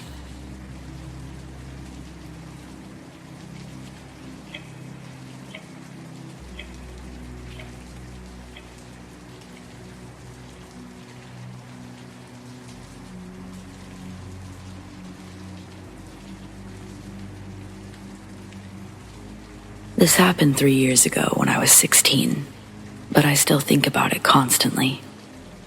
It's probably relevant to know that I was raised Christian, but when this story took place, I was struggling with my faith. Now I'm agnostic, leaning towards atheism. Anyway, I was at the mall glancing into the stores as I walked past and not really paying attention to where I was going. And suddenly, some woman randomly came up saying that she had a message for me. She had red hair, emerald green eyes, lots of freckles. She wore a white tank top and black jeans. She said that her name was Alexa, which means defender of mankind. I stopped dead in my tracks, and in my head, I wondered if she mistook me for someone else. But then she made a really weird gesture and said, No, I want to talk to you. I was freaked out. I couldn't imagine what she wanted, but she started asking me about my life, school, all sorts of senseless questions I can't remember. Then, in the middle of our conversation, she held up her hand, spread her fingers apart, and said, Let's interlock our fingers and have our palms touching. It's hard to describe, but when our hands touched, I felt so much positive, loving energy. And that was something I really needed just then. Then, at the end of our conversation, she said she loved me, that she was proud of how far I've come. I honestly don't know who she was, but people have speculated that she could have been an angel. She also had bodyguards. They surrounded her in a crescent moon formation, and they were all dressed in black, minimalist formal wear. I've wondered if she could be duality, the yin and yang of all that exists. Others have theorized she might be Aphrodite. I highly doubt it. She had a very motherly vibe. Does anyone here have any thoughts on who or what she could be?